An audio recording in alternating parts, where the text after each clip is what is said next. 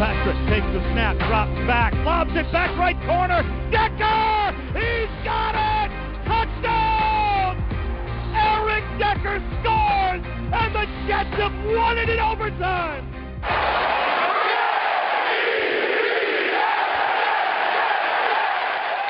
This is the Jet Take with Ben Blessington and Kyle Fahey. Welcome back to another episode of the Jet Take. I'm one of your hosts, Ben Blessington, and another disappointing and putrid effort by the New York Jets. They lose 41-3 to the New England Patriots. I'm always alongside my co-host, Kyle Fahey. Kyle, how you doing? I've been better, Ben. I've been better. So the Jets lose another game, and Bryce Petty is now done for the year, which means Ryan Fitzpatrick, who you can't bench him at this point. Every time you bench him, the guy in front of him always seems to get hurt, but he's going to be starting week 17. It's the cycle, Ben. It's the Ryan Fitzpatrick cycle, and Christian Hackenberg will suit up for the first time this season, so I'm excited to maybe see him, but probably not. We'll probably watch another 60 minutes of piss-poor Fitzpatrick football. Kyle, before we get into our guest for the show, what was your analysis on this week 16 loss to the New England Patriots? Because although it was horrible, there were a few bright spots, including Justin Burris, and that might be it. Brandon Shell was another one. So there are a few bright spots, but for the most part, it was another bad and disappointing loss.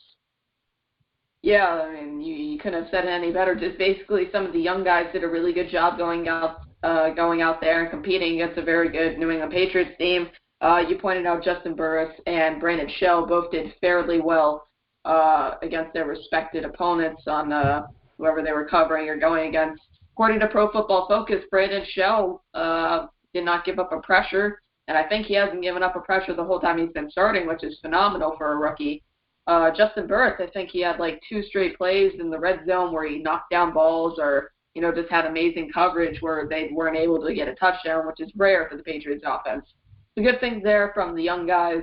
Besides that, Bryce Petty got hurt, so that was a downer. And just the rest of the team was garbage. I mean, we saw the final score, so there's nothing much to really be happy about there. Yeah, 41-3. I mean, you can go to Todd Bowles kicking the field goal on the 10-yard line with 4 minutes to go in the game. It's just, at this point, I mean, you don't want to say fire your head coach after a 10-6 season and only after 2 seasons, but it's getting to that point for me. The report today was that the New York Jets are not going to fire Mike McCagnon or Todd Bowles, but you never know. We'll see what happens with that. And the other thing is, I mean, if the Jets do fire Todd Bowles, who's going to want to come here to coach under Woody Johnson, who just showed he's going to fire you after 2 seasons? It's a hostile market. It's a team that has a lot of question marks on it. So it's not a very attractive and an unstable quarterback position. So it's not a very attractive spot. So we'll see what the Jets decide to do on Black Monday. Anyways, Kyle, let's get to our guest. This is former Jets linebacker Eric Barton, who is a team captain. He played for the Raiders, the Jets, and the Browns.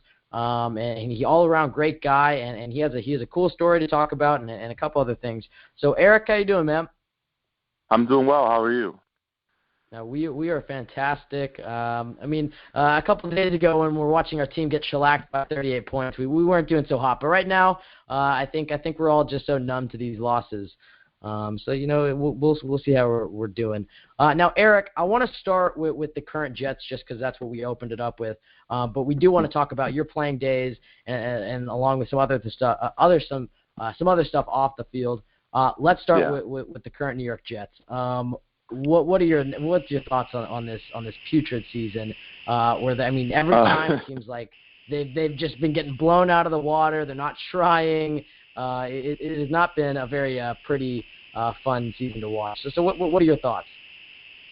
I don't know. I haven't paid attention very closely because I've been a little busy with recovery and things like that. I try to watch and keep in touch with Nick Mangold and Dave Harris and Revis and those guys, and they seem to be cheerful moods and just trying to get better. They don't seem like they've quit to me, but I don't know. I've only talked to them. No, yeah, I mean, for sure. I mean, when you look at guys like Nick Mangold and David Harris, and Revis up to an extent, I mean, those are, they were the pillars of the New York Jets for so long. Yeah, but this year, it's been a lot different, and it's obviously very understandable why you haven't followed them. But let's talk about Darrelle Revis, because I know you played alongside him for a few years, and so you got to see him grow as a young player into the player he is today. I'm not sure if you know, but he has definitely not had a fantastic season. And now, given that you haven't watched too much of it, what do you think that the Darrelle Revis drop-off is due to? Do you think it's more of an old age type of thing? Because you played a long time in the NFL. Is it one of those things where the hits just kind of add up and you reach a point where it's just a steep drop-off, or do you think it's just something else, like an injury or whatnot?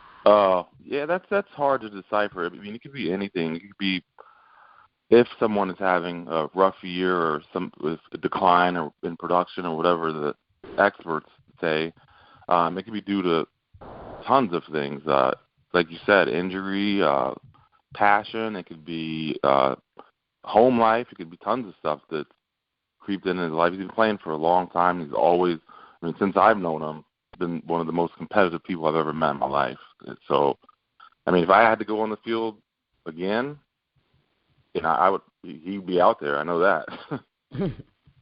Well, Eric, let's talk a little bit about your playing days. I want to specifically start with, you were drafted by the Oakland Raiders in the 5th round, and then you moved to the New York Jets as an unrestricted free agent. Tell us a little bit about that transition, going from, a Super Bowl winning team in Oakland and coming to a younger team under Herm Edwards of the New York Jets, and they had some pretty successful seasons, when you were on that team. So just tell us about the transition from Oakland to New York and why you made the switch and what was attractive about the New York Jets job.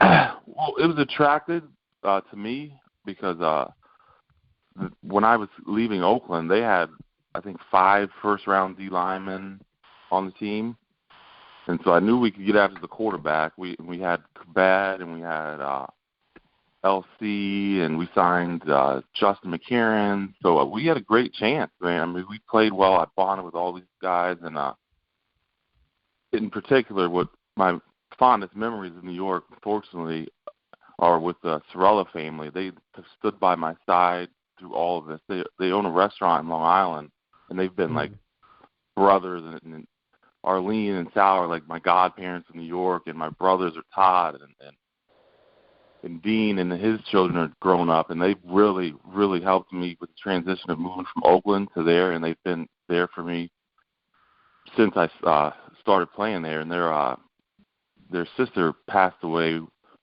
with complications, and I think she's been my angel watching over me through all of this. Yeah, that's good to hear. I think you're a guy who's moved places 3 times, and when you can have at least some sort of quote unquote family, I guess, in those places, that must make it more meaningful to play there. And then on the other side, when you left and went to Cleveland and followed Eric Mangini, why did you follow Eric Mangini? Was he in that transition when Rex had his early success, there was a lot of criticism that was thrown at Eric Mangini for being a coach who had his doors closed all the time, and Rex Ryan's, meanwhile, is having this big bravado. So why did you choose to follow Eric? Was it more the thing where, he really trusted you and you felt comfortable in his system, or was it, on a personal level, or what was the main factor?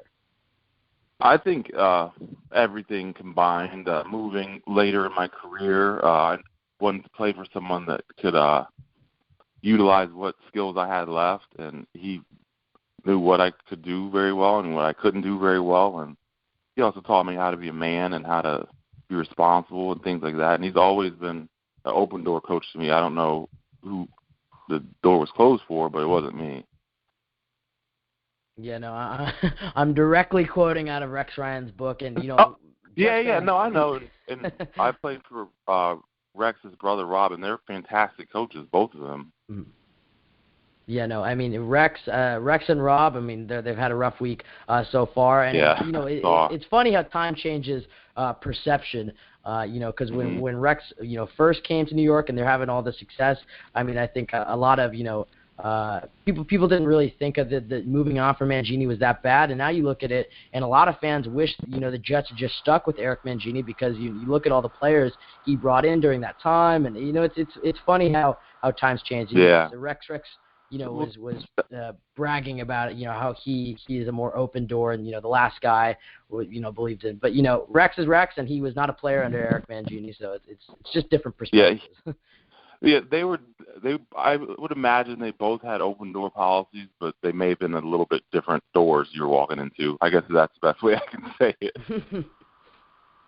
Yeah, you can walk into Mangini's office whenever you want. The greeting may be different than if it was Rex or Rob, but the door was open. You weren't going to like everything that he said when you left the room, but he's always welcome to learn. Yeah, absolutely. And, like you said, and by the way, this is Kyle here, and Eric, thank you for coming on the show. No problem. Thanks for having me. Yeah, trust me, it's our pleasure. Going back to the whole family aspect of coming to New York, they say that, it's sometimes locker rooms are basically a big family. Say that was your family. Who was your favorite family member in your time with the Jets organization in the locker room? Oh, man, that is a really good question. Who my favorite player was? Yeah. I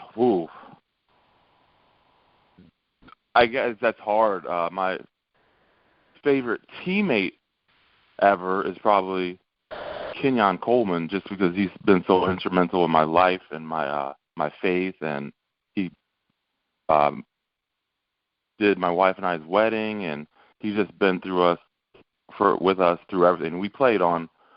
If you didn't know, when I was in Oakland, Kenyon got drafted to the Dallas Cowboys, or to the Oakland Raiders, sorry, and then they traded him to the Cowboys, which I guess Parcells and those guys were there, so they were familiar with Kenyon.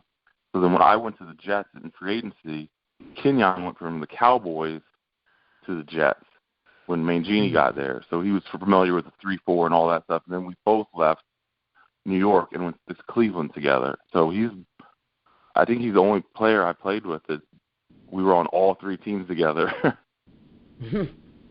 Yeah, I mean that's pretty cool. Well, and keeping with the whole teammate locker room aspect, David Harris, who's a guy who's getting up there in age now, but at the time when you probably played with him, he was a young buck. What were you able to teach David Harris playing alongside him at the linebacker position? Oh man, I taught him everything I know, just because I knew that how talented he was, and I knew I obviously wasn't going to be playing longer than him. He was a rookie, and I think it was my 6th or 7th year. So I just tried to tell him everything that the other guys taught me about football before me, and he's very receptive and smart as a whip. He doesn't talk much, so I don't think he gets nearly the credit he deserves. To see that guy's stats and say he's never been to a Pro Bowl is kind of ridiculous to me.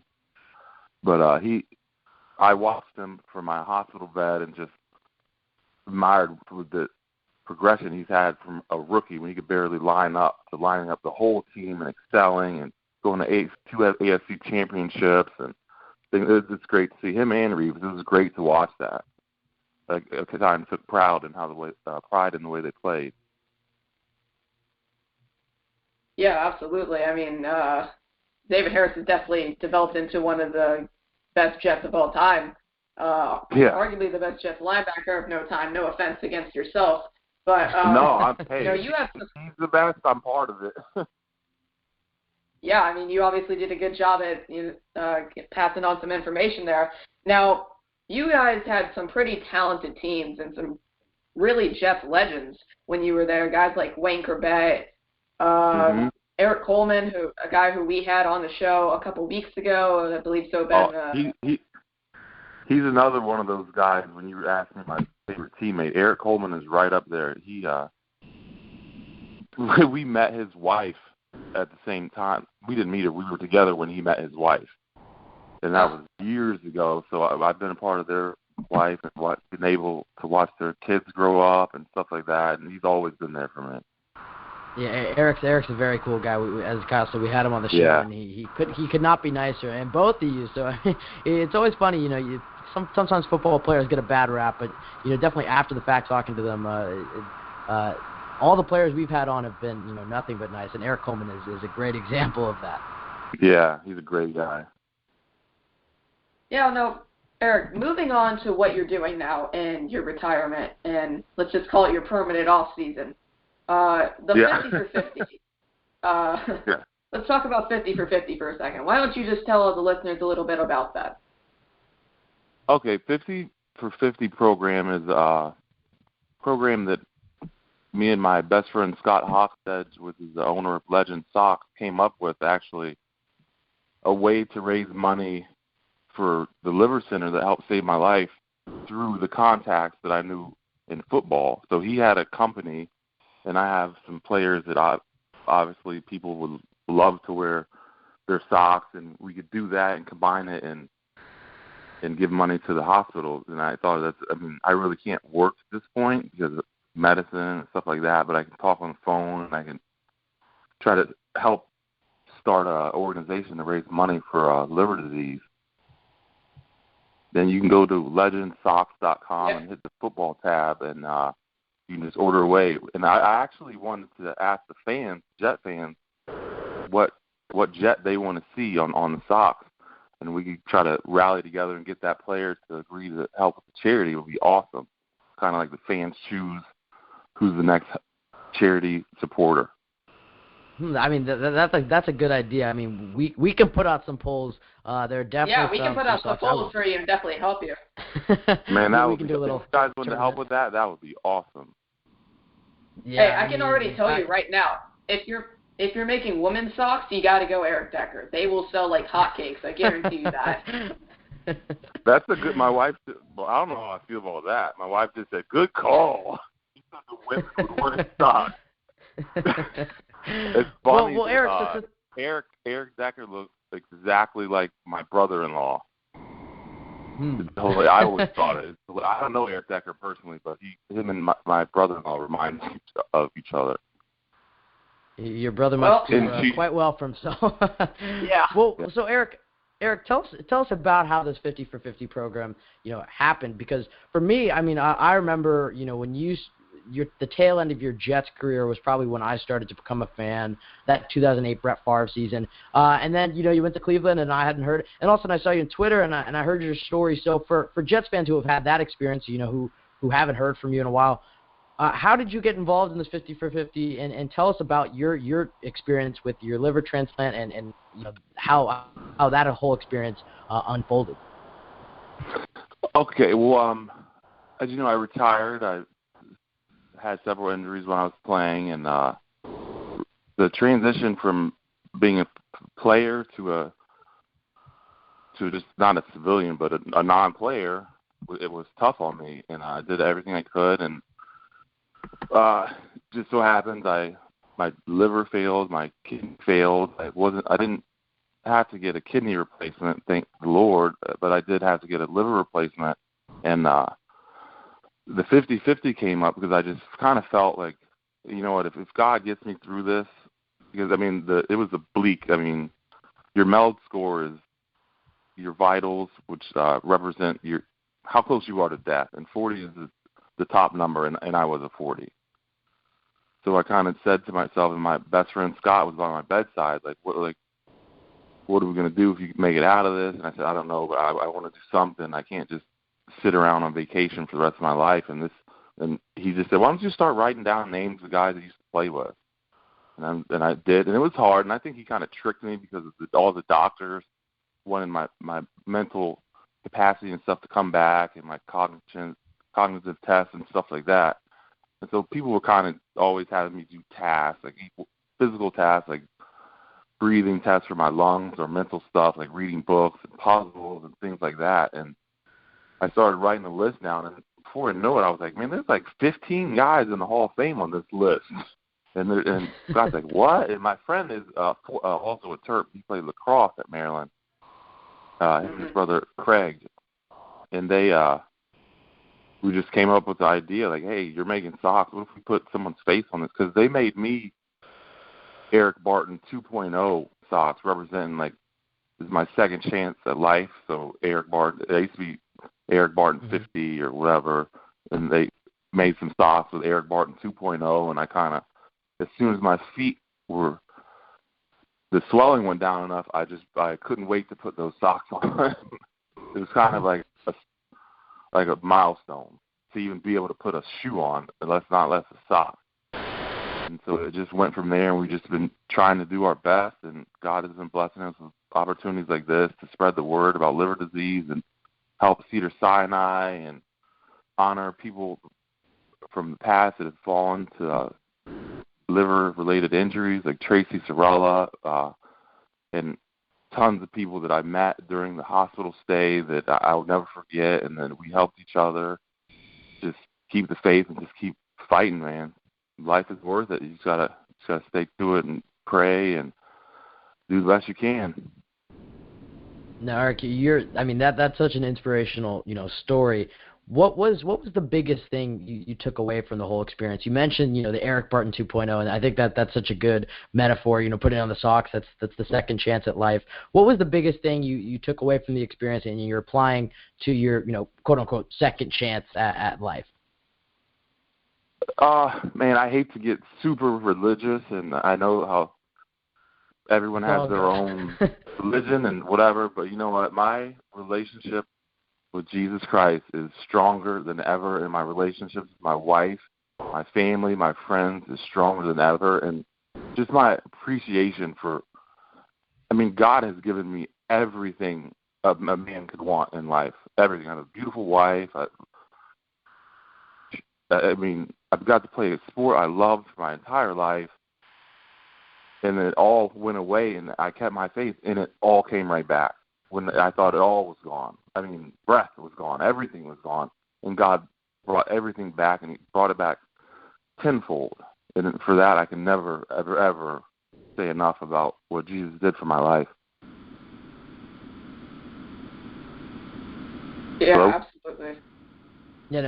Sorry. There was a little miscommunication. I thought Kyle was going to ask the next question. Okay. I'll just keep. Yeah. Well, yes, we have to text and say, okay, now you ask now, and just to keep the flow. But Kyle is not. It's all good. And I want to commend you guys on how good of a job you guys. You can mention your age if you want, but you guys are very impressive.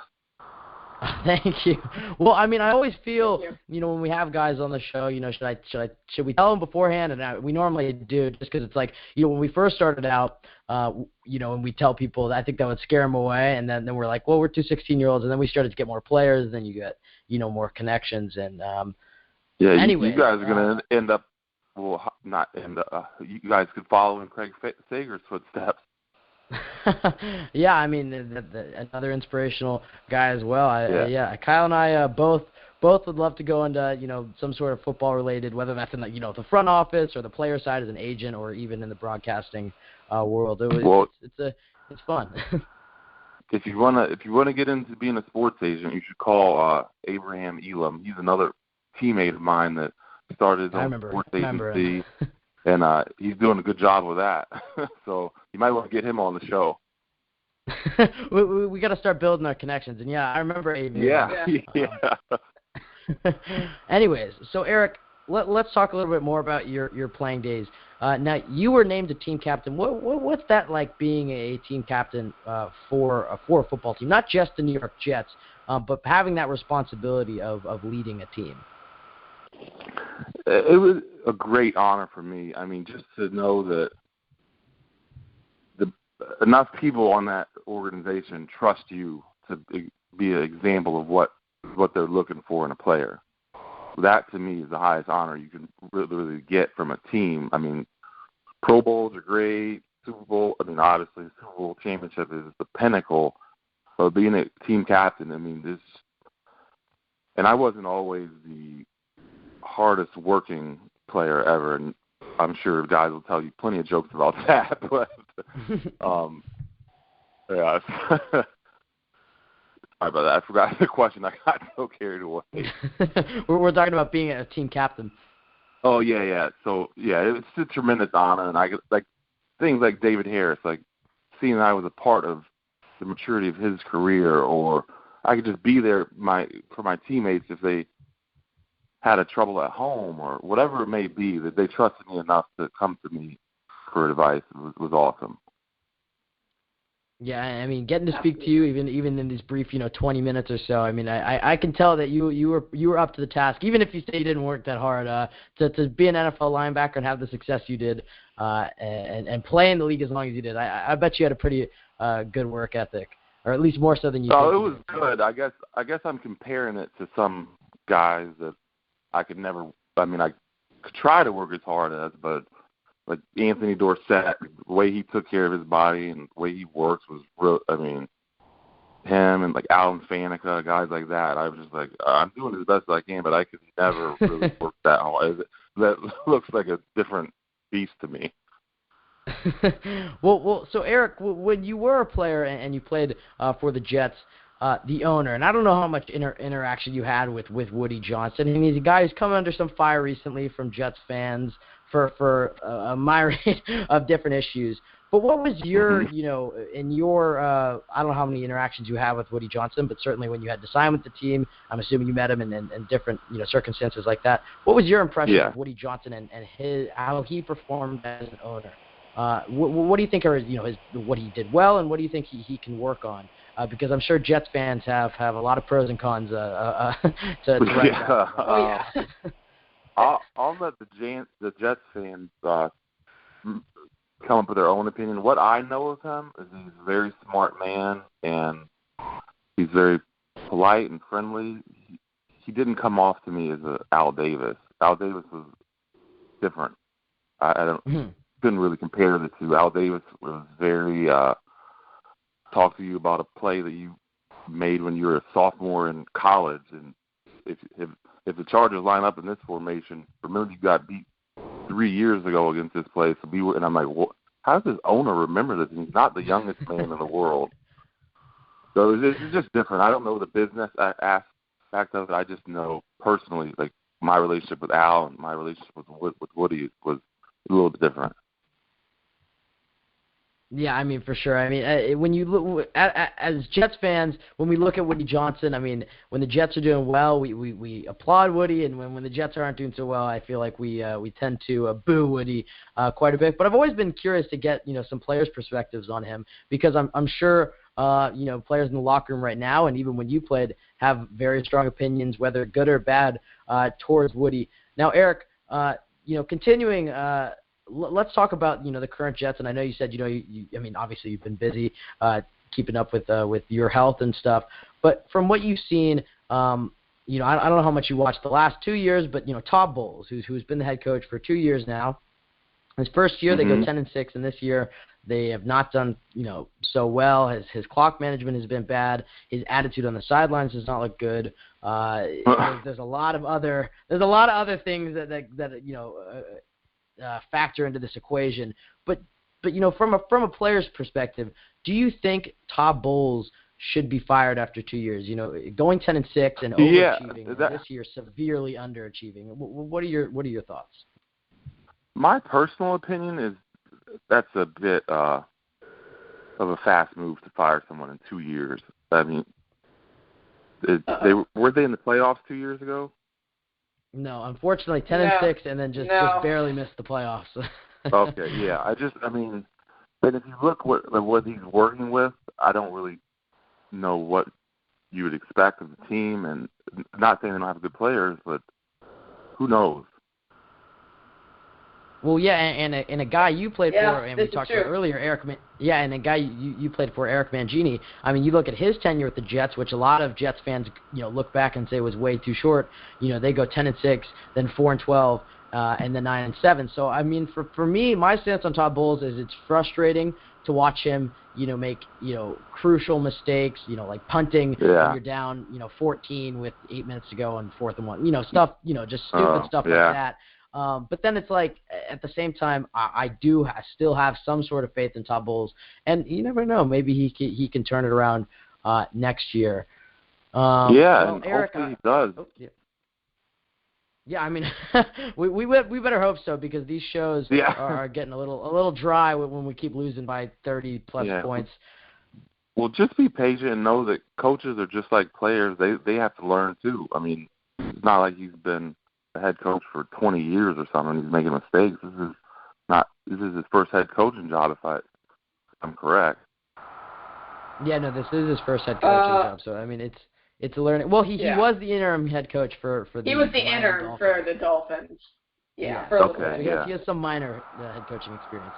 Well, Eric, before we let you go, I want to get your favorite memory playing for the New York Jets, and I'm sure you have plenty to choose from. But your favorite all-time memory as a Jets player.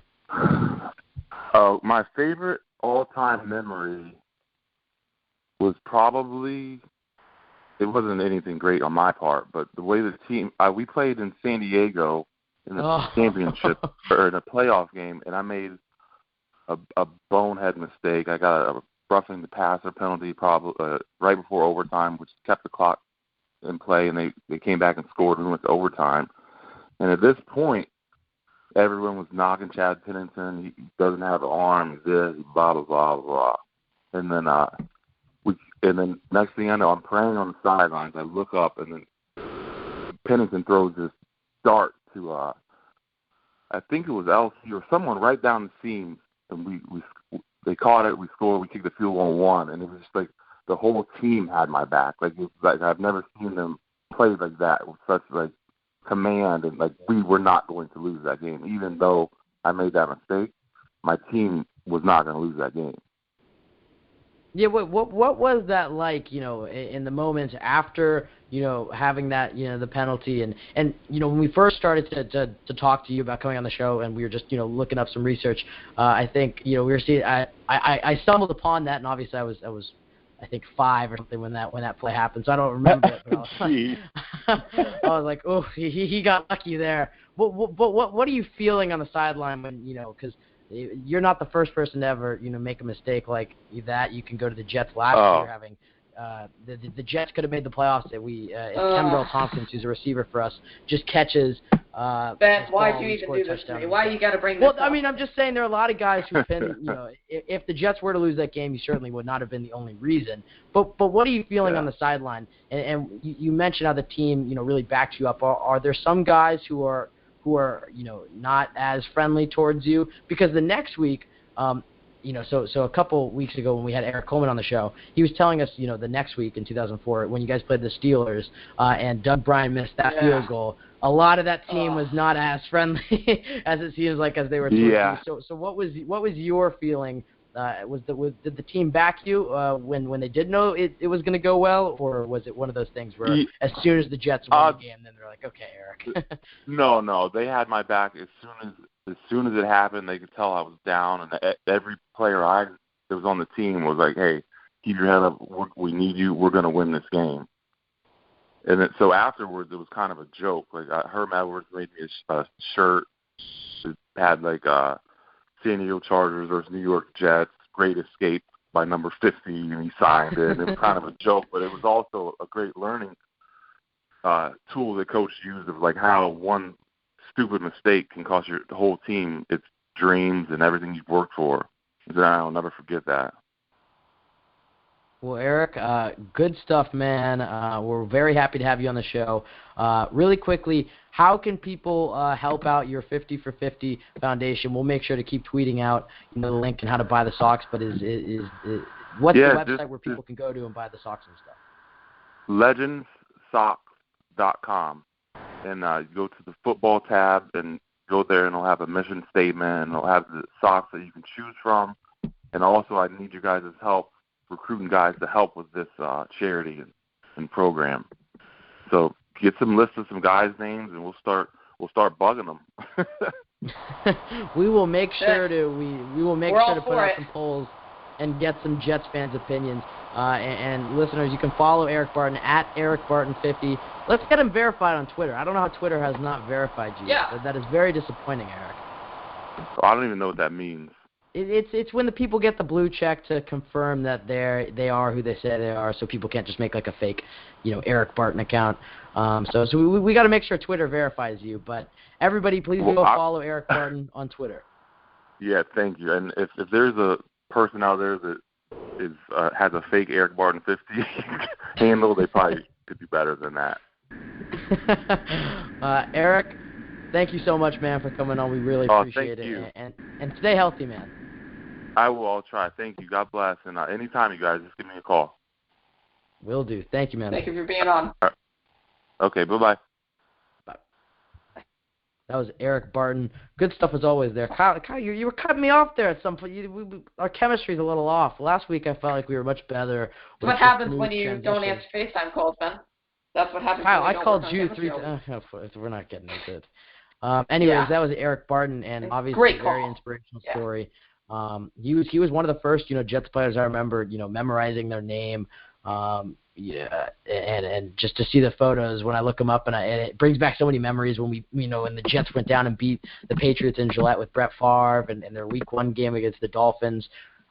Just so much stuff like that where I just remember. And Eric Barton, he's a terrific player and an awesome guy, and we're so happy he's in good health right now. Kyle, let's transition and enough with the lovey-dovey stuff. Let's start hating each other again. Let's talk about this Jets-Pats game. Oh, it's heartbreaking. I'm so numb to this team. Dude, pretty much after. I didn't even watch it after the Petty injury, so if you're going to try and reference this, I'm not going to be able to. Hey, Fitz went in that next drive. He looked good. He had a couple of plays, but Austin Seferian Jenkins dropped a touchdown. Devin Smith dropped a touchdown. But I saw that. There are a lot of things. Oh, well, there you go. There are a lot of things to take away from this game. First off, the Jets have given up. It's pretty evident. The other thing, you can look at is Kyrie Robinson, who breaks his leg for the third time. Broke his leg again. He's got more broken legs than we have Super Bowl victories. Think about that for a second, right? That's not that hard to do. He's one broken leg away from max on wins on the year.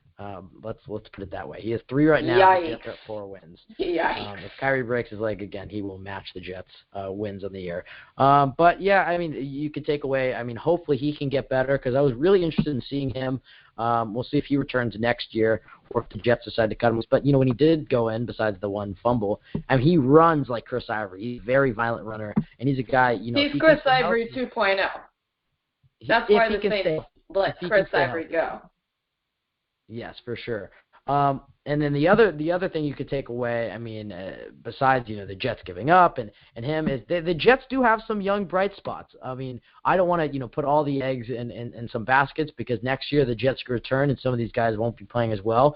But guys like Justin Burris and Brandon Shell in their final month tryout for this team, They've looked good. Brandon Shell's not allowed to pressure on 89 offensive snaps, I believe. Justin Burris had plenty of great knockdowns, and he's going up against guys like Julian Edelman, who's a terrific route runner and a guy who was smoking. Michael Floyd. Yep. Yeah. Justin Burris came to play. So some positive spots, but mostly negative spots. Now, Kyle, talking about this Week 17 game, I'm disappointed because Rex Ryan and Rob Ryan both fired. So the Jets don't get another chance to take a shot at Rex. Hey, Anthony Lynn, former Jets assistant coach. He's gonna. Yes, former running backs coach. Well, the other thing I'd like to talk about, Kyle, which has piqued a lot of Jets fans' interest, especially on Twitter, is the quarterback of the Buffalo Bills, Mr. Tyrod Taylor. Oh, Kyle, my God, Taylor. What do you think about him possibly becoming a Jet in 2017? Now, let's preface this with, I did not think this was going to be an option. I thought there's no way the Bills are going to let him go, despite all their reports. He's a guy, they went, can you name one Buffalo Bills quarterback from the early 2000s besides Ryan Fitzpatrick? I can think of J.P. Lossman. I can think of, Kyle Orton. No. Okay, Kyle Orton. I'm trying to think of Edwards, Trent Edwards. A lot of horrible quarterbacks, and then this guy Tyrod Taylor comes in and he's thrown for 300 yards and 4 touchdowns. Personally, I don't see it, but Bills fans and we're expecting to have some Bills fans on later. We'll talk to them from the Rock Pile Report. We'll see if they call in, and we'll talk to them about the whole Tyrod Taylor, Rex Ryan thing. But Kyle, Tyrod Taylor's been benched for this Week 17 game because if he gets hurt, the Bills will have to pay him like $30 million or some crazy sum. So what are your thoughts on the Jets possibly scooping up Tyrod Taylor this spring. I would be ecstatic. I mean, this is a young guy who has really only been a starter in the league for 2 years. I mean, besides that, he was a backup for like 3 or 4 years in Baltimore. He didn't take too many hits. So basically think of him as a 2-year player with a mind of like a 5+ year veteran. He's a fairly good quarterback. He's definitely top 15. Top 10 is debatable. I mean, I think if he had a better core around him that wasn't constantly injured, he'd definitely be top 10 stat-wise. But Tyrod Taylor's a fairly good quarterback who, if he's available, the Jets need to make a huge effort for. And if it's him against Tony Romo, I'm just going to say it right now, it's got to be Tyrod all day because he's actually a guy who you can make the future of this team and build around. Strong arm, very smart, doesn't turn the ball over, which is a thing Jets fans haven't had at quarterback since what? Who's the last quarterback that didn't turn the ball over? Nobody. So that would be very good for the Jets. It would be a huge upgrade for us and huge upgrade for the team. It makes a huge difference in the schedule next year. Right now, just looking at our opponents, we're looking at like 2 or 3 wins at the most, honestly, with the team we have currently. And we'll have to see how much we upgrade at each individual position. But quarterback would have to be the biggest need this offseason. So, Tyrod, please get cut, man. Take one for the team.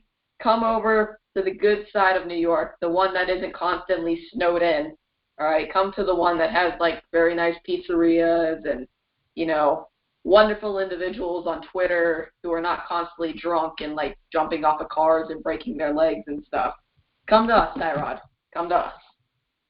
Well, yeah, and the other thing it allows the Jets to do is it prevents them from possibly forcing an issue and picking a quarterback, and we don't know necessarily where they will pick. We'll talk about that in a bit, and it'll be finalized after this Sunday.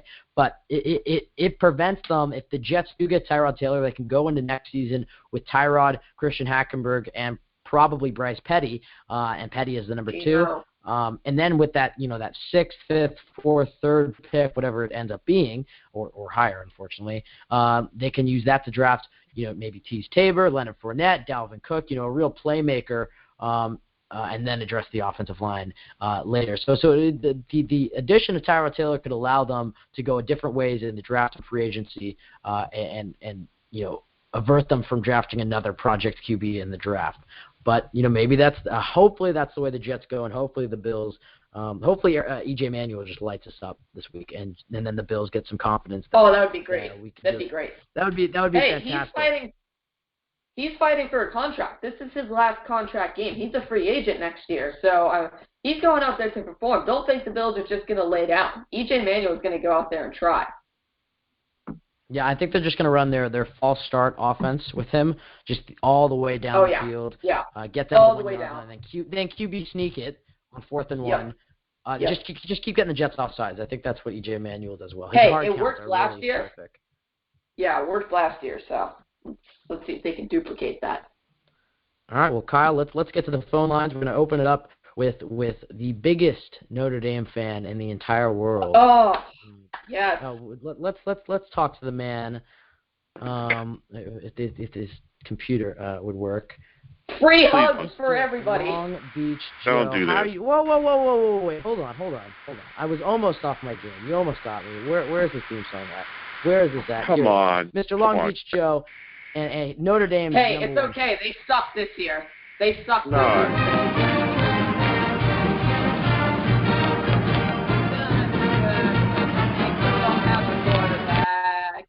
After 40 years, it has me in constant tears. Okay, Kyle. That rhymed. That was actually pretty good. Okay. That is so crazy. You guys would play that song. We smashed them this year. You still play the song. I'm calling in. I'm trying to show you guys some love here. You guys just do me like this. It's ridiculous, man. Joe, I'm telling you, USC's looking nice this year. They have a nice, they've rebounded. Ben is a part-time USC fan. My mom went there. I cheer for them, but Oregon is where my allegiances lie. And then if we have to pick like a good team, then we'll go with like Michigan. I'm a bandwagon college football fan, and I'm not afraid to admit. Yeah, he's a huge bandwagon. See, Joe, you got Kyle all riled up, and so then he'll start shooting a bunch of like horrible jokes that won't get laughs. Occasionally he'll have a good one, like the Eric Decker sock one to Eric Barton. Kyle, that was terrific. Mm-hmm. But then your other ones are kind of trash. Anyways, Joe, let's talk some Jets football. Losing 41-3 to the New England Patriots, and really, I mean, it just seems like any sort of big game this team can not get up for, whether it's this game, last week's game against the Dolphins in primetime football. It seems like this team has given up. What are your thoughts on this team, and specifically the defense, who is 31st in the league in sacks? It's 30th in interceptions, 29th in forced fumbles. I mean, they're horrible. They're not getting any sacks or turnovers. And so as much as we want to blame the quarterbacks, and they deserve their fair share of blame, this defense is where I put a lot of my blame personally. Where do you stand on the whole blame spectrum, and your thoughts on this game? Yeah. First, I want to thank you guys for having me on. But yeah, this team quit a long time ago. The fact that we've gotten just absolutely thrashed the last 3 games that we've played, I mean, absolutely just blown out in every single game. But we've had issues defensively since the beginning of the year. How many blown coverages have we had since the beginning of the year? There's been one in every game. Every game there's been a blown coverage where a guy has just been wide open and no one knows where they're supposed to be. Even now, still, this late in the season, you're still seeing the same thing, the same blown coverages. Defensive packages getting out there late. Guys not knowing where they're supposed to be. Guys not being where they're supposed to be at. Guys like Revis. Wait, I thought you fired Rex Ryan. Exactly. Guys like Revis, being allowed to play when he clearly is showing you on tape that he doesn't give a damn. How is Revis still at this point getting more snaps than Justin Burris? Why are we still playing some of these guys that are clearly showing that they don't care? A lot of this falls on Todd Bowles, and that is a guy that needs to be fired. I'm gonna keep saying that to anyone that listens to me. He needs to go. A lot of this stuff is him. He's not holding a lot of these guys accountable, and that's the reason why they're playing the way they play. This guy, his defensive scheme is trash. He's mishandled so many players. Well, I can talk about the entire roster. I can talk about offensively. But if you want to stick to defense, Deion Simon has been mishandled. Sheldon Richardson has been mishandled this season. Why is he an outside linebacker? Who knows? He's putting screening coverages that don't fit his skill set. Like I said before, he continues to let Revis just do whatever the hell he wants to do out there instead of benching him when he plays the way he plays. This guy is giving people like 30-yard cushions. These receivers that are matching up against Revis are getting easy catches on a daily. And it's not just like top, upper echelon guys. He's being abused by Greg Salas. Go back and watch that Bills game. He was getting burnt. Conley was abusing him when we played Kansas City. He is getting beat by everybody. And it's just absolutely ridiculous to watch. Gilchrist is playing no better. I mean, no one honestly is safe in the secondary, but it starts with Bowles.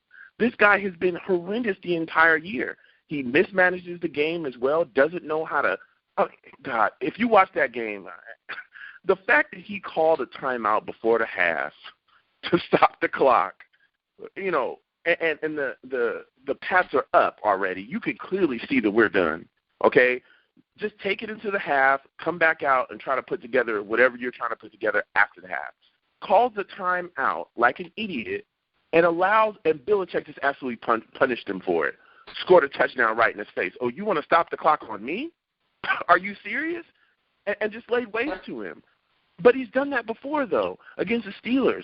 Called a timeout when the clock was already stopped. He has no situational awareness whatsoever. We're down by 40 against the Pats, and he kicks a field goal on 4th down in the red zone. Mm-hmm. These are things that's like, what are you doing? Where's your brain? I call him a zombie. Not between his ears. Yeah, we call him a zombie all the time on Let's Talk Jets because that's what he is. He is literally a zombie. He has no thought process whatsoever. And you can't win with a coach like that. You guys want to talk about offense? There is no greater mismanagement of the roster than Bilal Powell. The fact that Bilal Powell has been on this roster since the beginning of the year, and you continue to trot Matt Forte out there, even with a torn meniscus, you had C.J. Spiller out there out-snapping Bilal Powell? How is that? How does that happen? You give this guy the rock against the Niners, he shows up. You've been giving the rock since that game. He's been showing up. He was one of the only bright spots in that game against the Pats. He ran Devin McCourty over in the second quarter, ran straight through him. This is a guy that is shifty. He's small. He gets right under guys that are trying to tackle him. He's moving around. Hell, Petty has thrown the ball to him how many times coming out the backfield? He's been a safety net for those guys and turned plays that didn't look like they were going to be anything into positive gains, constantly moving the chains and getting his first downs. How is it that he has not been utilized correctly? It's unbelievable. Todd Bowles is Joe, I can tell you. Quarterback position. Todd Bowles' mismanagement of the quarterback position. How ridiculous has that been? You've allowed Fitz to literally go out there and throw our season away. Yep. Just throw it away. That's part of the reason why these players have quit on them, because he's shown them. I say I'm holding people accountable, but I don't actually do it.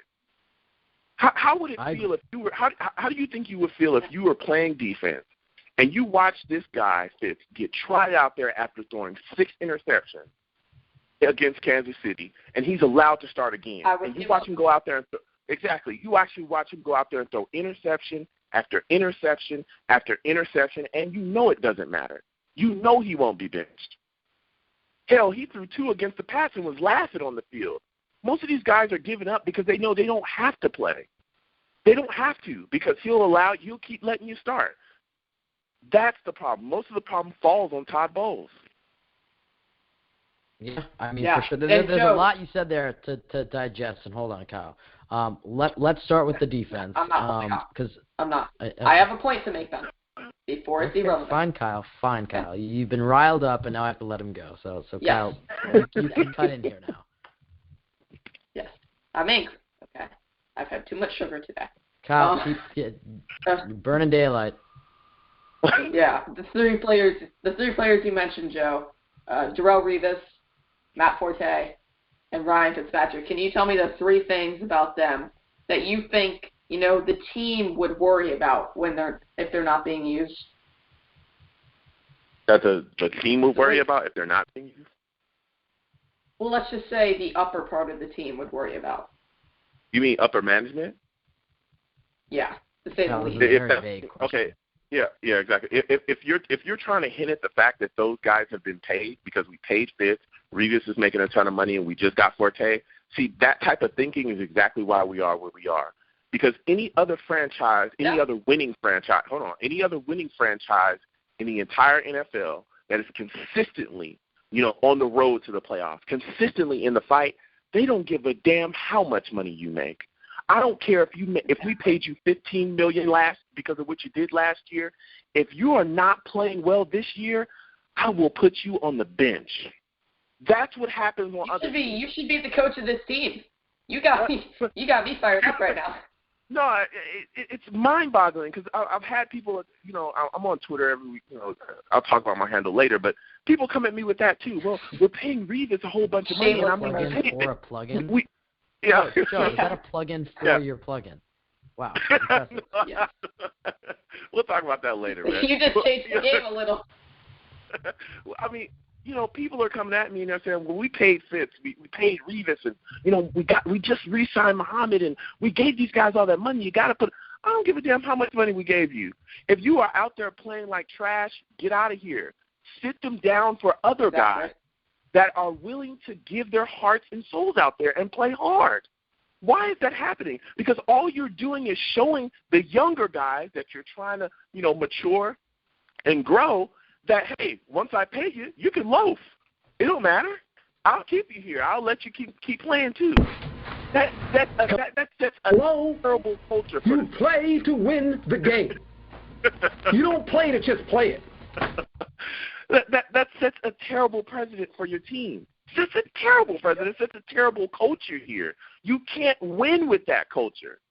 It's mind-boggling. That doesn't happen with the Pats. Let me tell you something. You play bad with the Pats, Belichick doesn't give a damn how much he paid you. You're gone. He'll put you on the Browns tomorrow, or you'll be on that bench quietly. Relevant. It's ridiculous. It's absolutely ridiculous. Go. I'm sorry, Kyle. Ben, go ahead.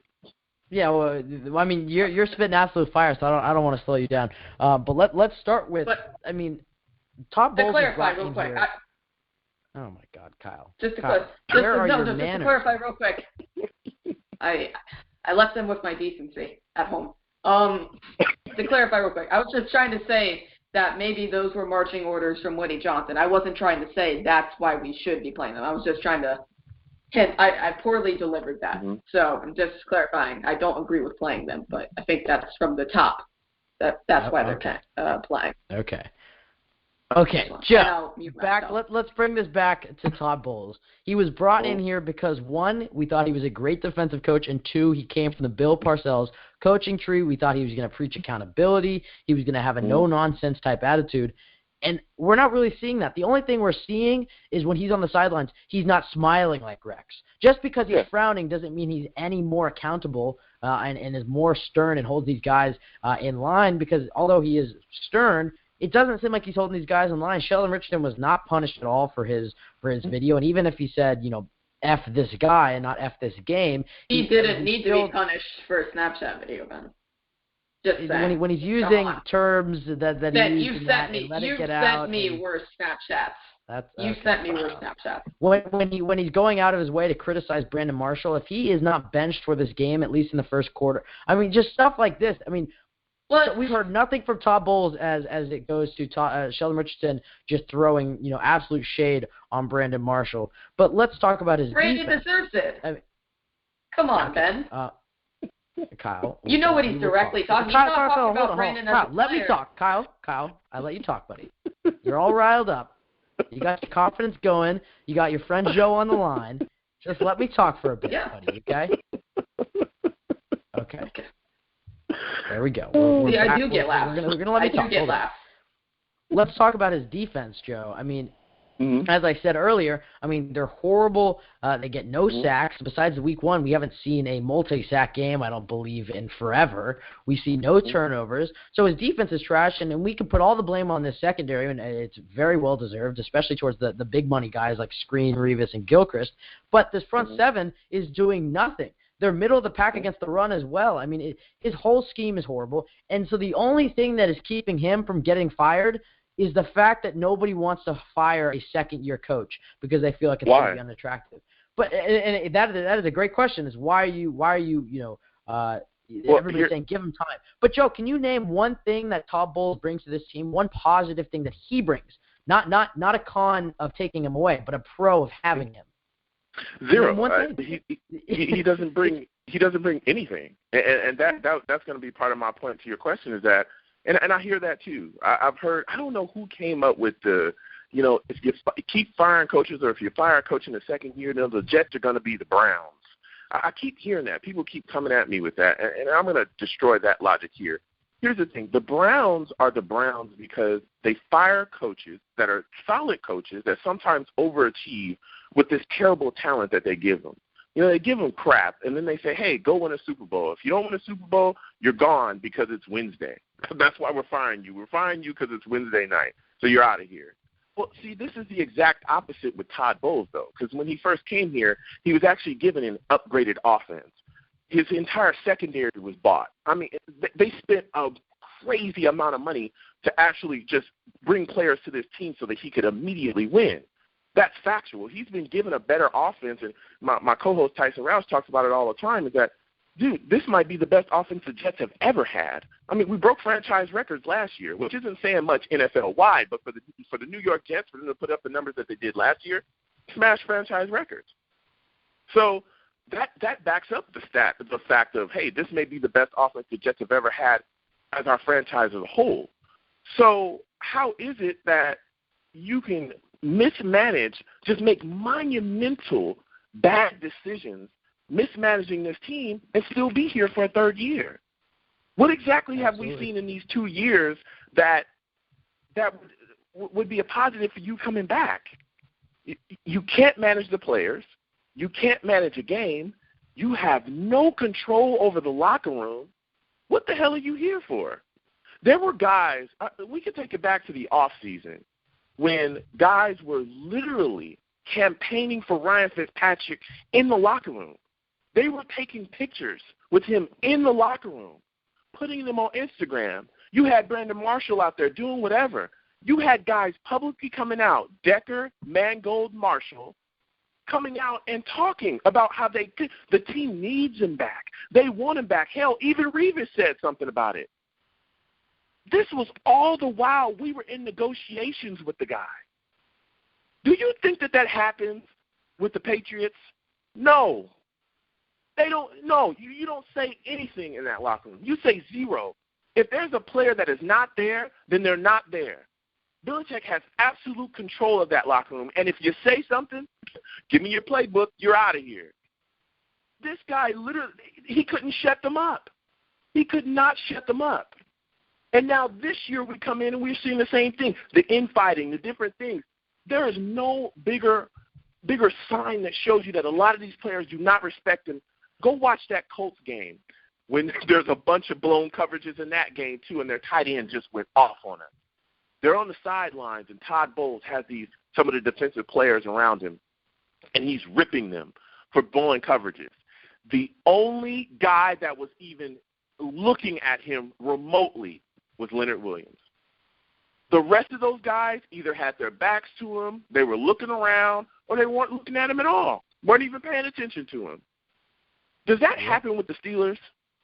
No. Packers? No. Ravens? No.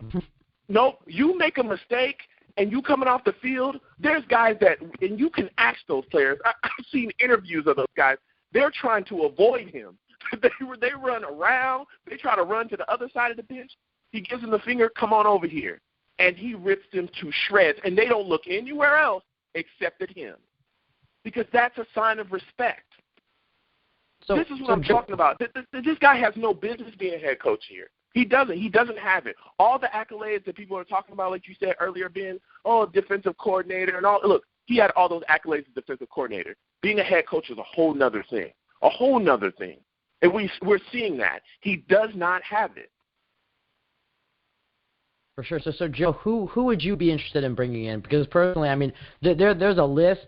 My top guy would be Josh McDaniels. Just me personally, but I don't know if that's happening because I don't think he's going to come and leave Bill Belichick for New York. You could look at Darrell Bevell, the offensive coordinator for the Seattle Seahawks. You could look at Kyle Shanahan, the offensive coordinator for the Falcons. So who are you looking towards? Are you more in that realm of offensive coordinators? Are you looking defensive coordinators, or are you looking current or former head coaches, the guys like Tom Coughlin, Mike McCarthy? I don't think he's getting fired anymore, but Sean Payton, guys like that. Are you more in that area? So to replace Todd Bowles, who's your number one candidate? Yeah, for me, Bevell I think is a solid name because he comes from that Seahawks tree, but I don't like their offensive play calling all the time. I'm a guy that wants to see a coach that is established, that already kind of has a winning track record. I'm not disrespecting coordinators. We've gone that route time and time again. We need a guy that comes in and demands respect and can change the identity of this team, can actually give us an identity because we don't even have one right now. I need a guy that can come in here and change the culture. And I think that guy, some guys that are on my list, Coughlin is a guy that's on my list. There's rumblings about Sean Payton that there's some, if things may be shaky up there in New Orleans. Listen, he gets fired, I'm driving down there, I'm picking him up, and we're going to Jersey. Okay, he's gonna sign something, or he just ain't gonna go nowhere. Okay, guys like Harbaugh can shake loose, depending on what goes on in Baltimore. Those are the guys that I would look to see. I need guys that are winners. I need a guy to come in here and set guys straight. And if you're not going to do what we tell you to do, if you're not going to play the way we tell you to play, look, you can find yourself somewhere else to be because this is a different time and a different Jets head coach. So those are some of my guys that I would like to see be brought here if Bowles gets fired, which he should. So. Yeah, and absolutely. And Joe, before we let you go, we have a lot of callers on tonight. I think people are very excited. When the Jets are bad, we surprisingly get more callers than when they're good. It's odd. But Joe, really quickly, who are some targets you have in the draft? So similar to the head coaching, question, but as far as the draft goes, right now it looks like the Jets are going to be picking in the top 6 or 7. So who are you looking to target? I know you're big on the offensive line. Personally, I don't love picking offensive linemen in the top 5 or even top 10, just because that's your chance to get a star foundation player. That's your chance to get your Odell Beckham Jr., your Ezekiel Elliott, your star quarterback. For me, I'm more of an offensive line guy when it comes to picks 10 to round 7. So I think the second round for the Jets second and third where they should address the offensive line. But as far as the top 7 pick, where they're probably going to have, where are you targeting? As of right now, my thought process is to trade down. I think we have so many holes on this team. Yep. We need to stockpile picks. We need to stockpile picks immediately. A lot of people are saying, hey, we're going to cut a lot of players and we can have $50 million in cap. That's fine, but you got to replace those guys with somebody that's talented. We need to start working the draft. That's what we need to start doing. We need, and I hear you, Ben. You're not big on offensive line, but let me tell you something. We're going into next year in the top 10. In the top 10. In the top 10, I hear you. And this draft really isn't great with offensive linemen, which is crazy because last year there were a lot of really good offensive linemen. We took Ackerberg in the second round. Well, whatever. Whatever. I could go on and on about that, but I'm not going to. Still going on that. Yeah, how stupid that was. But okay, so we're talking about this year. If we're talking about this year, I'm looking at trading down, and I would go, offensive line in first, or I could see pass rusher. There's a lot of good pass rushers out there. I think it's Garrett. Garrett is the name of Myles Garrett is a guy that's out there as well. He's actually playing right about now. Yeah, I'm still doing some, still looking at a couple of guys. So I haven't really set on a guy. But if we're going to go somewhere at 6, I would like to see pass rusher. I want to see a guy that's going to make an impact today. Okay, we need guys that's going to make an impact right now. So if we're not going to trade down and we're going to pick, I need a pass rusher at first. If not, then I'm looking to trade down and I'm looking to pick up offensive linemen. I'm looking to pick up corners. There's so many needs on this team. It's absolutely crazy. But for me, outside of secondary play, the offensive line has to be fortified. Because if you're talking about going, and I understand, I heard you guys talking a little bit about Tyrod Taylor. That's fine. He's going to cost you $15 million plus. That's going to be his market. Okay. I'm fine with that. I hear that you're fine with that, Kyle. But guess what? If you don't put somebody in front of him, he's going to get crushed. He's going to get crushed for real. Like, we have questions at right tackle. Is Brian Winters going to come back? We don't know. Mangold's probably going to be gone. The only guy that might actually be here, that is a realistic person that's here, we know is a staple here, is James Carpenter. We have no answer at left tackle. That is terrifying if you're talking about starting 2 young quarterbacks next year. To have no answer at left tackle whatsoever, you've already seen what this offensive line did to Petty. Look at that Dolphins game. You know what I'm saying? Go no further than that. And I understand a lot of people do want Tyrod here or Romo or whoever, but if you do not fortify this offense, we are done. There'll be no running game next year. There'll be no nothing. So that's why I think it's so important for us to go O-line, as early as possible and snatch up, whoever we can. I'm not saying go at 6. Like I said, I would like to see us trade down, but if we do go 6, pass rusher. But if we trade down, man, I'm looking to collect offensive linemen until we fortify that and we can move forward. All right, Joe. You have 60 seconds. Wait. Oh, okay, Kyle. I want to talk Jack with him a little bit. We still have an hour left. Then calm down. This is like my favorite caller. No offense to everybody. All right. Joe, unfortunately, like you said, the offensive line is very scarce in this draft. In fact, it's probably the worst ever that we're really recording. I don't know, about like the 50s or something. But, the number one offensive lineman is probably going to be Cam Robinson from Alabama. Yep. And, personally, I see him nothing more than a right tackle in this league. And an above average one, probably. Definitely not a left tackle. A lot of people have him going in the mid-20s, maybe a little later. I think his stock will definitely fall, though. I don't really like his athleticism, to say the least. But if you're looking at pass rushers, I see about 3 of them that could definitely go in the top 10. And also, like you said, trading back, the Arizona Cardinals is a team I have been hearing have been looking to trade. ahead of the Cleveland Browns because they're looking for life after Carson Palmer, and they're currently sitting at the number 11 pick, and the Browns have the number 10 pick because of a trade they pulled off a couple years ago. I forget who it was with. But so we should definitely look to trading with them, as I should say. Maybe pick up a second or third round pick for them to move up like 5 or 6 spots, depending on where we finish altogether. So definitely a lot of possibilities. And also, if you're looking for a real pass rusher, I'd probably go Tim Williams from Alabama. That's what I'd go with personally. Yeah. I think there's a lot of possibilities in this draft as well. But we have to give ourselves as many chances as possible. I mean, when you have what we have here or the lack of what we have here, and you're talking about a lot of these older guys that we just paid a couple years ago, like I don't think people really understand that this team really kind of just got put together. This isn't like, something that has been here for 5, 6, 7. No, this team really just got bought 2 years ago. You know what I mean? So if these guys already aren't working out, well then, hey, we've got to get some young guys in here. And we've got to get as many as we can to fill up these holes and build our way through the draft. Kyle, like you said, hey, this draft isn't great offensive line. Cam Robinson is one of the guys I was looking at as well. That was one of my targets if we trade down. If he's not a guy that we believe can be a left tackle, then guess what? That $15 million that you might pay Tyrod could be $50 million to a left tackle. Okay, because somebody might shake loose. So Andrew Whitworth.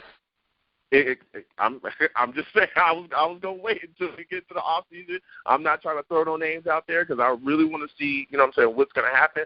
But there's guys that may come loose at that left tackle spot that we could bring in, and he'd be a starter day one, immediately, and he could fortify that spot. So, we need to start thinking a lot smarter about how we spend this money because a couple years ago, when we had a ton of cap money and Bowles had just got here and Mack had just got here, we spent like drunken sailors. I mean, we gave Revis a corner that was 30 that we knew for a fact. Once you turn 30 as a corner, you don't get better. You get worse. It just is what it is. Like that's just life. Okay, the Father Time is undefeated, and we gave him cash and paid him out. We've got to get smarter about that. We've got to get smarter about how we spend. McCagnon's supposed to be, a great executive. He was, GM of the year and all these things. He's going to have to show it this year because we need a rebuild. And we're just going to have to be patient and watch and see what happens with this team. Absolutely. Okay. Kyle, do I have your permission to kick Joe off the show? Because, Joe is just he's not easy to agree with, right? These takes are so cold, right? Oh, yeah. Joe is absolutely one of our best callers. Very insightful, and the only reason I'm moving you along is just because we got a lot of other callers. We actually do. 48 minutes. So, Joe, you have 60 seconds. You're a professional at this. Shamelessly promote yourself. Yeah, shamelessly promote Thank yourself. you. I want to. There's one thing he's better at than calling into the show. It's shamelessly promoting himself. Absolutely. Listen, I want to thank you guys for having me on. Listen, let me shamelessly promote our Facebook page. Listen, everyone, go on Facebook, search Long Beach Joe on Facebook. Our content's up there. Give us a listen. It's Let's Talk Jets. I'm also on Twitter as well at YoungJ000. That's 3 zeros on Twitter, guys. Follow me. I'll follow you right back. You want to troll me, no problem. I'll troll you right back. I'm also on YouTube as well at YoungJ00. I do weekly content about the Jets. I talk about other teams in the NFL as well. Subscribe, man. Comment. We can go back and forth. But we can talk about this terrible team. As always, guys, listen, when you see me in person, arms out, chest open, free hugs for everyone, all right? Thank you guys so much. Thank you for having me on your show, man. You guys are always the best. That was well rehearsed. Joe, thank you as always. We'll make sure to tweet out your Twitter. Thank you. All right. You guys have a good one. You too, Joe. I'm going to cash in on that hug one day. I'm really going to do it. I'm just going to... Wow. Okay, just awkward silence for you? Yeah. Well, okay, I was looking at a notification we got, but... And... Do you want to speak, or are you gonna finish your sentence, or are you gonna just... Okay, fine. I'll carry the show myself, Kyle. Anyways, great call as always. Great call as always there from Joe. Now, Kyle, before we move on to our next caller, I want to talk to you about who do you want to possibly replace Todd Bowles in the event he gets fired on Monday? Ooh. Yeah, I'd probably have to go with the guy. Oh my God, what's his name? The guy from the Patriots, Josh McDaniels. Wow, I think really, really well prepared, Kyle. Listen, Mental game, man. I was thinking Jim Bob Cooter, Kyle Shanahan, then I just forgot the other guy. But Josh McDaniels would be my number one, probably by far. I feel like just, he got his opportunity in Denver, and I think he gets a lot of slack for those years, which he doesn't deserve. That roster wasn't necessarily the best. But I think he's learned a lot more now under Bill Belichick, and, this may sound stupid, but if he's good enough for Bill Belichick, he's good for me, honestly. I mean, he's been Bill Belichick's workhorse for how many years now, and he's done a really good job. That offense is always in, pristine. I don't really know how to describe an offense here, but it's always arguably the best in football, and, it's got him a couple of Lombardis. So he's definitely a good candidate. He's learned under the best. He's one of those guys who doesn't deal with the bull crap that Todd Bowles does, and I feel like he won't necessarily be affected by management as much because, he's been blessed to be in a franchise where the owner lets the GM, or Bill Belichick, as I should say, and the head coach, Bill Belichick, basically do the work, and the coaches work around the players they have. So I think Josh McCown would be the prime candidate. But if we're looking to make this offense really explosive and let the defense fix itself with, maybe a good coordinator to come in, I think Jim Bob Cooter would be the guy. He's a quarterback whisperer. Peyton Manning raves about him. He's done really good with Detroit this year. He's made their offense exceptional, even without Calvin Johnson, who is the first ballot Hall of Famer, which most people weren't expecting. And then obviously a guy like Kyle Shanahan, who's having a pretty good year in Atlanta right now, making Matt Ryan relevant again. I guess the ice has thawed, or I don't know how I would say this. I guess the ice is frozen again. I don't know how to say it unthawed. I guess that wouldn't be a thing, but yeah. So those are kidding me? Those would be my guys. Unthawed. Wow, that was impressively bad. Okay, Kyle. Well, I mean, what you said there, the heart of what you said there, I agree with. Yeah, I mean, Josh McDaniels would definitely be my dream pick, but I don't think he's going to leave New England for the Jets. I think he'll probably go somewhere else that has a more attractive position, specifically one that has a QB. Maybe the Bills if they retain Tyrod Taylor, maybe somewhere else. So we're going to go ahead and bring on our next caller, and this is 716. So 716, you are unmuted. How you doing, man? Hey, kids, what's up? It's Chris, Rock Pile Report. Oh, there we go. I didn't know. I had a feeling. So I was like, oh, here we go. Okay, we are welcoming a Bills fan onto the podcast, enemy territory. Chris, how you doing, man? Great. I just finished 2.5 hours of editing our podcast from last night and just uploaded it. So now available for download.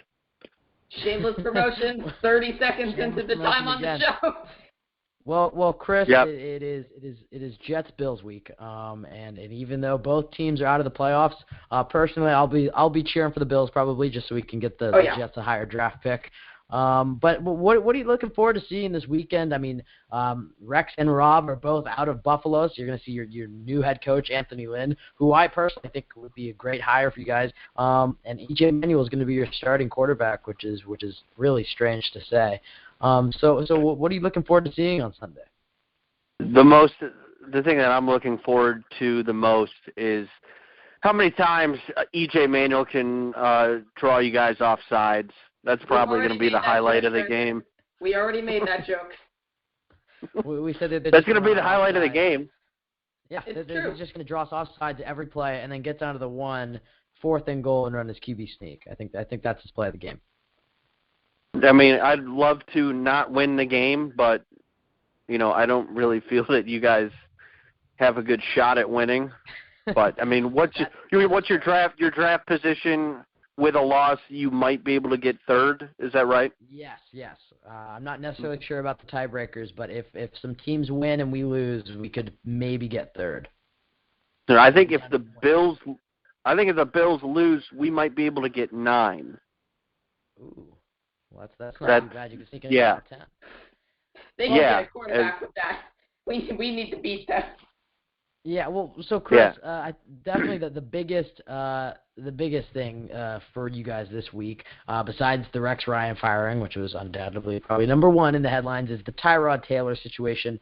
I know a lot of Bills fans are divided on this issue. Where do you stand on bringing him back for next year? Are you pro Tyrod Taylor for 2017, or are you letting him walk and walk right into green and white? I've never been a fan of Tyrod Taylor to begin with, so I don't want his option picked up, and I totally get management's decision to bench him to save that, the injury payout, that if he were to get injured and not be able to pass a physical in the off season, he would get something like this $27 or $30 million of his contract. And I think they played it pretty well with minimal dead cap hits if they were to cut him. So I prefer Tyrod Taylor to be cut. Well, why is this? Why? For you gotta. Kyle, Chris. All right, you can't put this formally. Why don't you want Tyrod Taylor? This dude is arguably your best quarterback since Jim Kelly. I mean, this dude he's one of the best in the league when you really think about it. He doesn't turn the ball over. He's got a rocket arm. He's a great athlete. What don't you like about this guy? He's given you guys a winning record, for, hey, it's not easy with the Bills, okay? It's not easy to win, all right? Especially when you got Rex Ryan to coach. Kyle, you're off today. Hold on. We're going to mute Kyle for a second. But, Chris, the way I wanted to pose this question is from one team that has not had a good quarterback in a long time to another. I mean, you guys are talking J.P. Lossman, Trent Edwards, Ryan Fitzpatrick, and Kyle Orton. Why wouldn't you take a young, exciting guy who just threw for 300 yards and a couple touchdowns? And I don't know. It just seems odd to me that you'd want to get rid of him. Well, he did need overtime to throw for 300 yards, and I don't like the fact that Tyrod Taylor is not very good utilizing the middle of the field, and he's not very good in intermediate routes.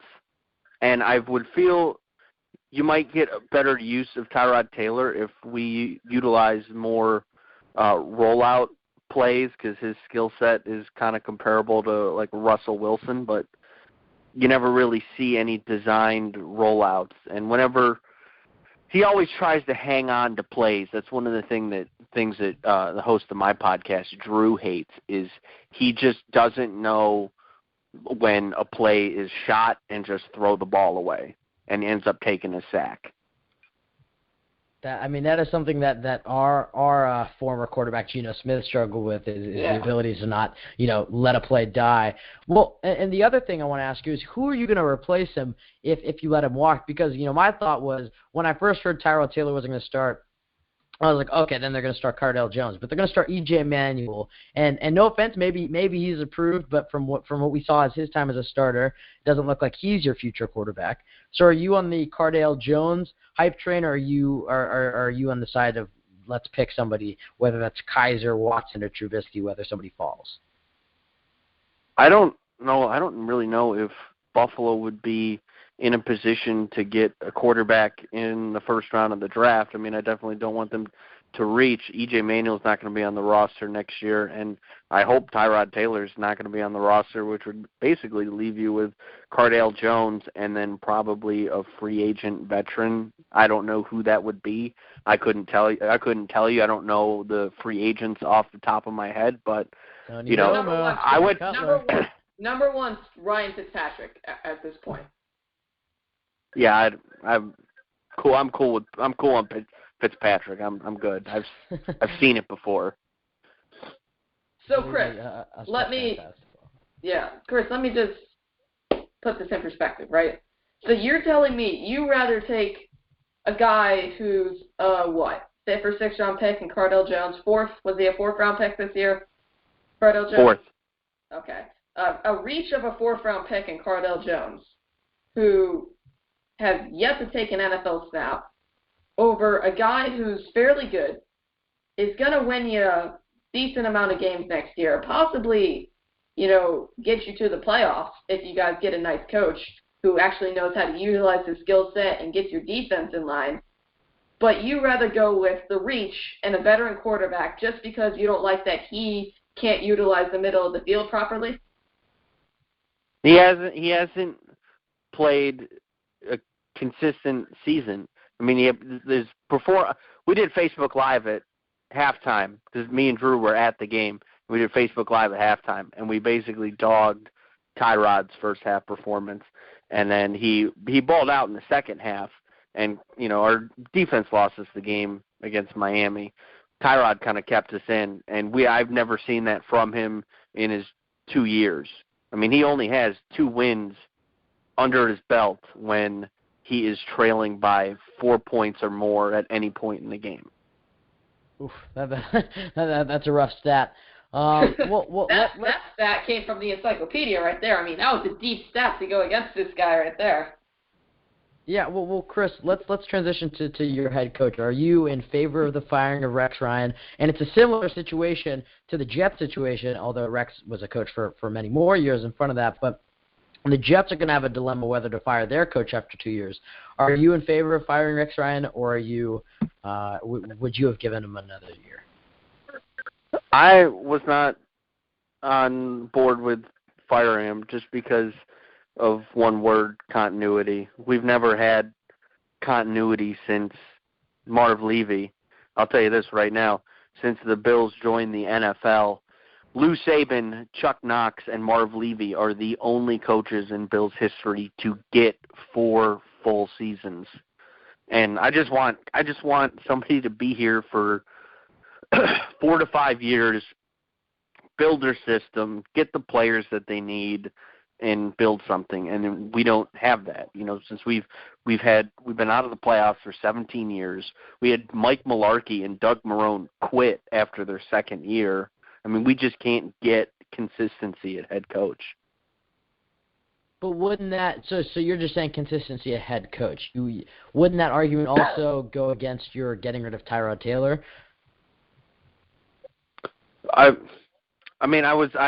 even last year I wasn't that big of a fan of Tyrod Taylor. He only had 6 interceptions, but he never used the middle of the field, so he wasn't having to read linebackers, and he was getting a lot of one-on-one coverage outside. So if it's basically throwing a jump ball, the receiver's going to try to break up any kind of an interception. I've just never been a fan of Tyrod, and he probably won't ever do anything to change my opinion of him. Okay, so Chris, how many interceptions has Tyrod thrown this year? I have no idea off the top of my head. Well, I think it's around 6 or 7. Correct me if I'm wrong, Ben. Go look that up, please. So, wait, you're saying that, he was throwing deep passes downfield, but even though he had his number 1 target gone for the majority of this year, an exception to a couple of games, and then the one game that he was actually really, really good in, he had that number 1 target. So wouldn't you figure that, if you guys had Sammy Watkins healthy for a year, Tyrod Taylor could probably make the Pro Bowl again? I mean, he was a Pro Bowler 2 years ago, or last year, right? I mean, I'm not crazy. Yeah, this dude, he's a Pro Bowl caliber quarterback. He doesn't turn the ball over. It's got a really nice arm, but you don't like him because he doesn't utilize the middle of the field, whether it's because of play calling or not. But you want to get rid of him because you like the young guy. And I'll say this, the Bills do not have let's say, they have a very talented receiving core with Sammy Watkins and Robert Woods and stuff, but let's say they had a Brandon Marshall or a big body possession receiver. I mean, maybe he would utilize the middle of the field more if they had a good tight end, and not that the Jets have one, but I know Charles Clay's a great tight end, but a big guy who can go over the middle. It seems like they're skill players, even their running back. Shady McCoy, he seems more of an outside shifty back, which is working for him. Don't get me wrong. Instead of a down the throat, so it seems like their entire team is built off run and gun. But I'll say this: Chris has watched more Bills games than I have, so I'm going to take his football analysis and there are more cons than Twitter would lead you to believe about Tyrod Taylor. However, after watching the quarterback season. Any quarterback in the New York Jets this season, I would take Tyrod Taylor in a second. Yeah. Now, Chris, moving forward to this weekend, Jets and Bills this Sunday. We're looking forward to it.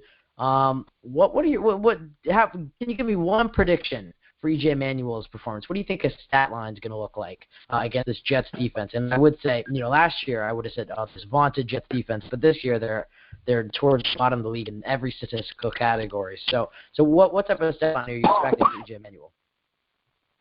I would probably go with like 50% completion, less than 200 yards. I think one person that we don't utilize enough on offense is Mike Gillislee. I would like to see more workload for Mike Gillislee.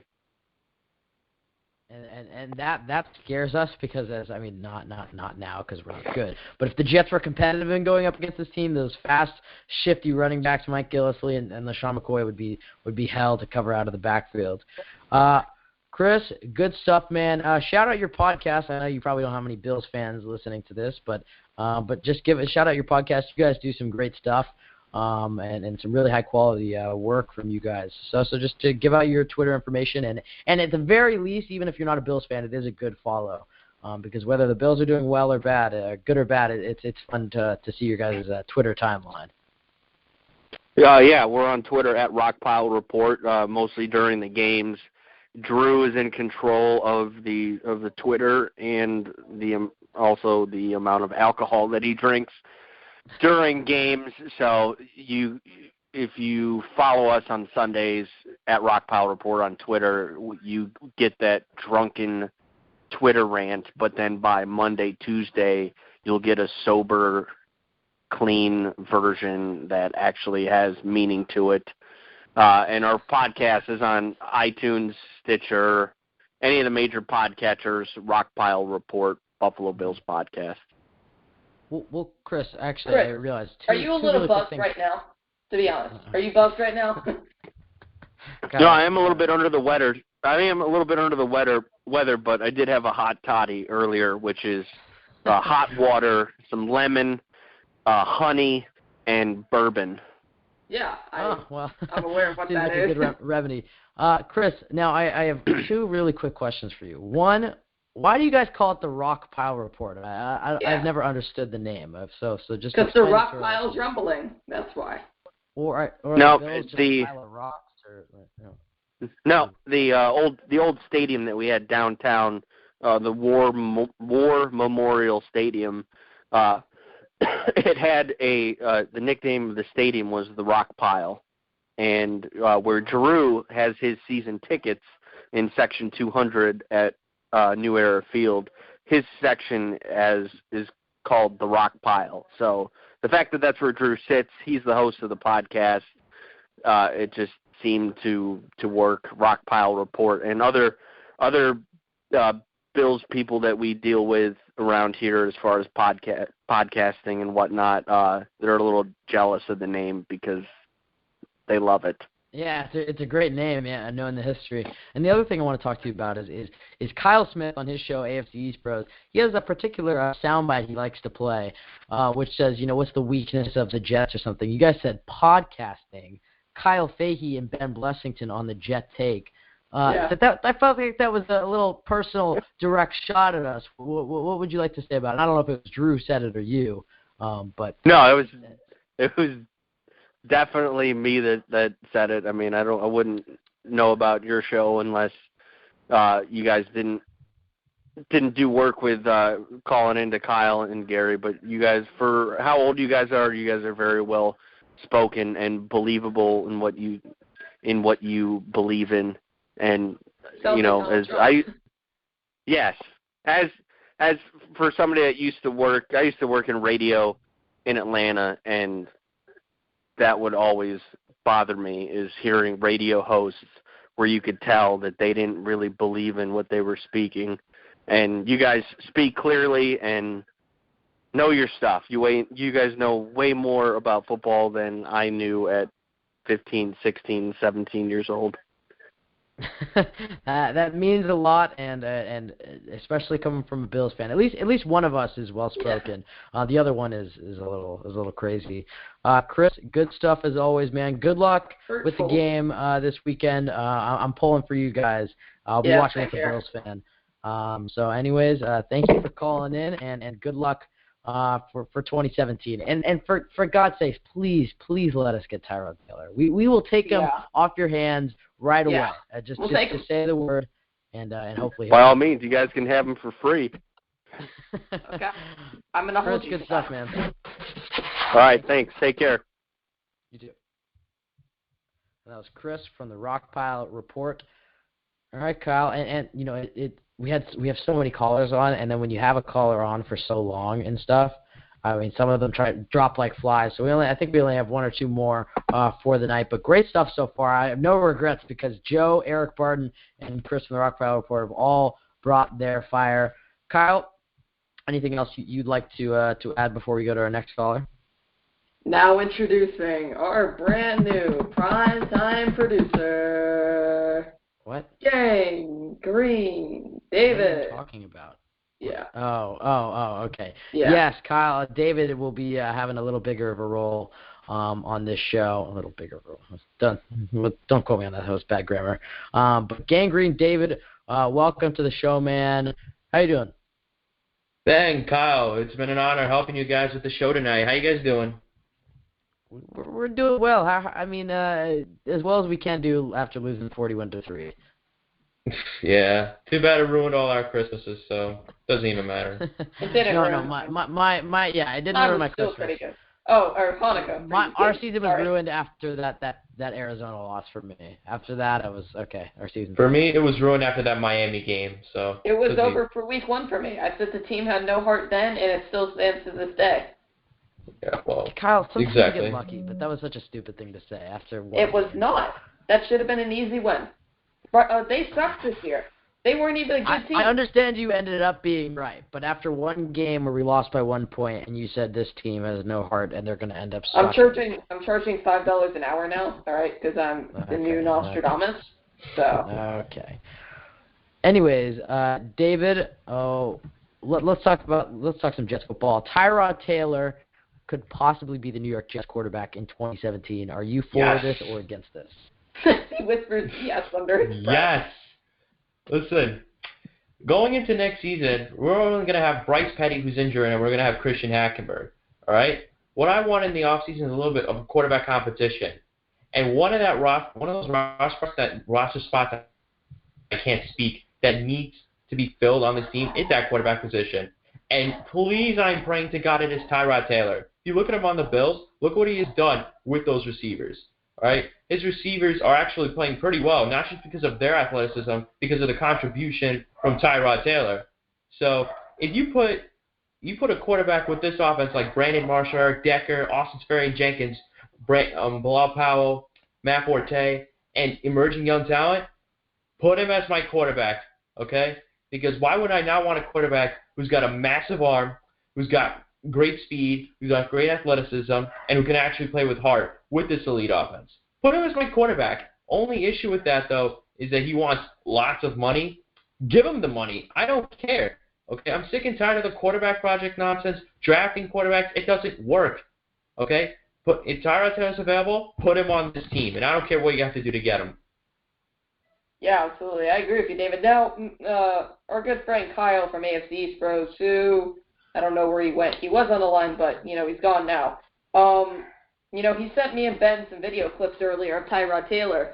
And, basically what we said, or what I said after watching the film was, like Chris just said, he doesn't really utilize the middle of the field. And if we kept Shane Gailey, that would definitely be a problem because what does Shane Gailey love to do with Brandon Marshall and Eric Decker? Attack the middle of the field because that's what they're very good at. Marshall can body almost any linebacker and safety. Corners are usually too small, so you just run a little slant route and you usually get about a good 5 or 6 yards. Same goes with Decker.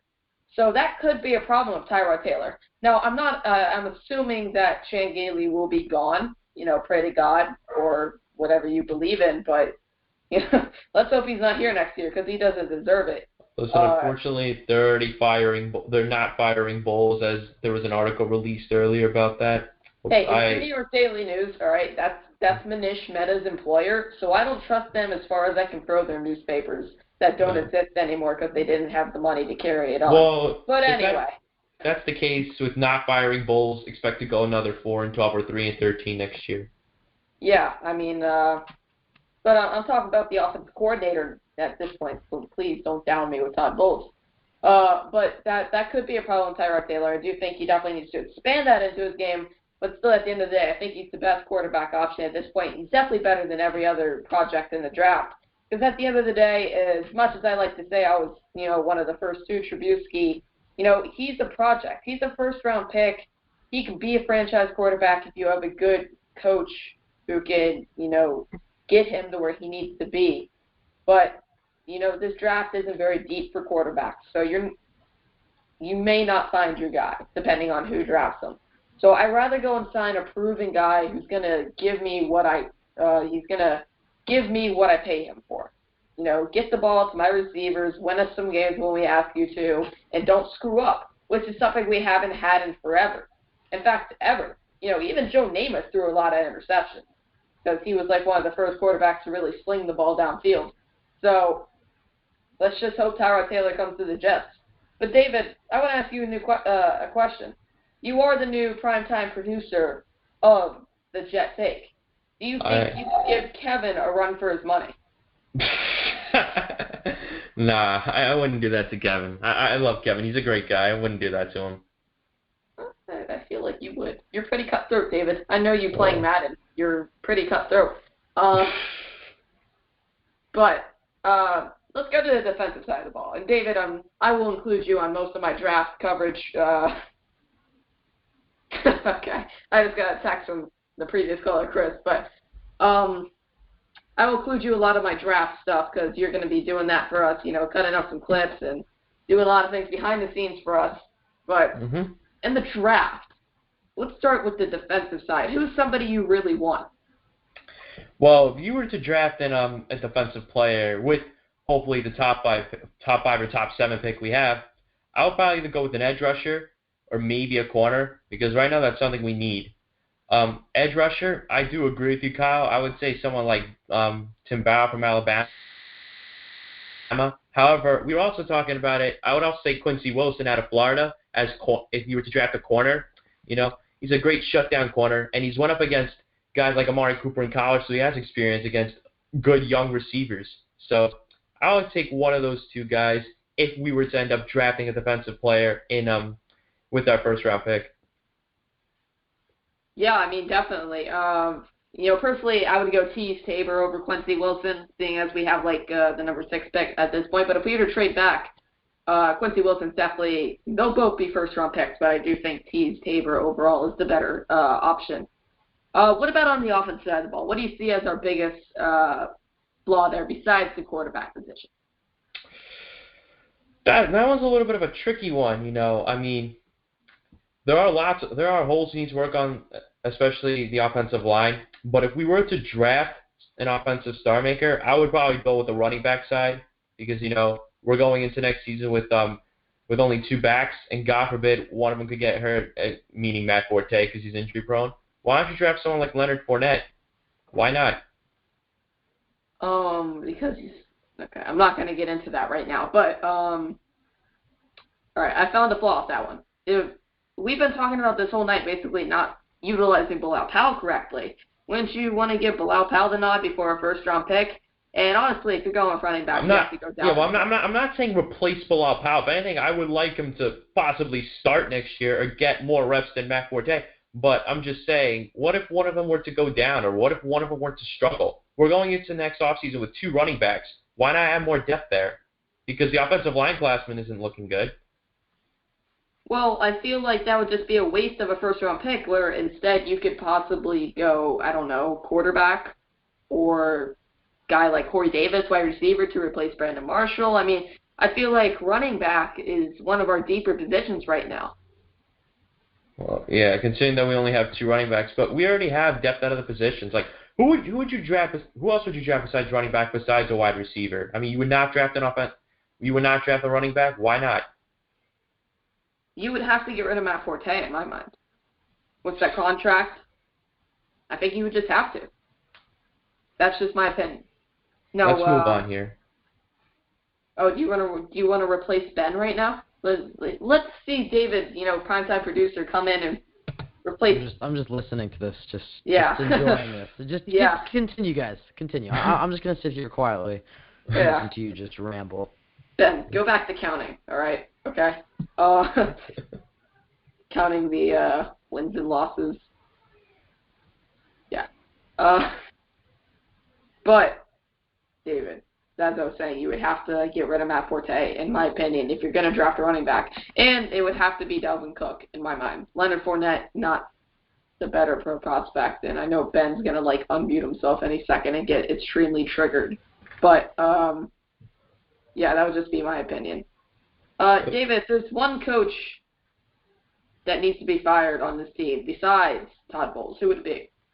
On this, one coach that needs to be fired on this team? Yes. I would probably, that's a good question. I'll probably have to fire our little offensive coordinator, Shane Gailey, who has become a senile old man and who can't use his weapons properly. He can't use his tight ends. He can't use his running backs properly. I think he needs to go. All right, that's fair enough. What about our special teams coordinator? Do you think he needs to go? Brant Boyer. Well, remember, Kyle, we were actually predicting that the special teams would be good in the offseason, considering that Brant Boyer was being a good coach, and especially when he was in training camp, he would be to his receivers, I'll be here all day until you get it right. But I would say it's mainly on players for not doing what they're supposed to do. I mean, the muff punts, the missed kicks. I mean, this special teams has been a disaster, but you can't blame it on Brant Boyer, to be honest. Okay, then. Ben, anything you want to add on to this before we let our primetime producer go back to being a producer? No, I'm good. Just waiting here. David, good stuff, man. Even though I was just listening, I was hearing your takes. It was good, man. Thank you for helping out tonight. No problem. Looking forward to helping you guys out throughout future episodes. All right, thank you. Right. And did he already give out his? Sorry, I had to take off my headphones for 30 seconds. Did he already give out? Oh yeah. By the way, Ben, we have to shout out his YouTube and stuff every week now, and all of our Instagrams and stuff like that. So go follow. We'll get that done. Yeah, go follow Gangrene David. His Instagram is @GangreneDavid1. Am I wrong? That's my Twitter. Okay, that's his Twitter. Go follow his Twitter. All right. His Instagram is @GangreneDavid. You can find him and subscribe to him on YouTube. Just search Gangrene David. He'll be the first one to pop up. Anything else, David? Nope, we're good. Okay. You have a LinkedIn? All right, David, go back to producing. We have another guy on the line. Love you. Bye. All right. Have fun.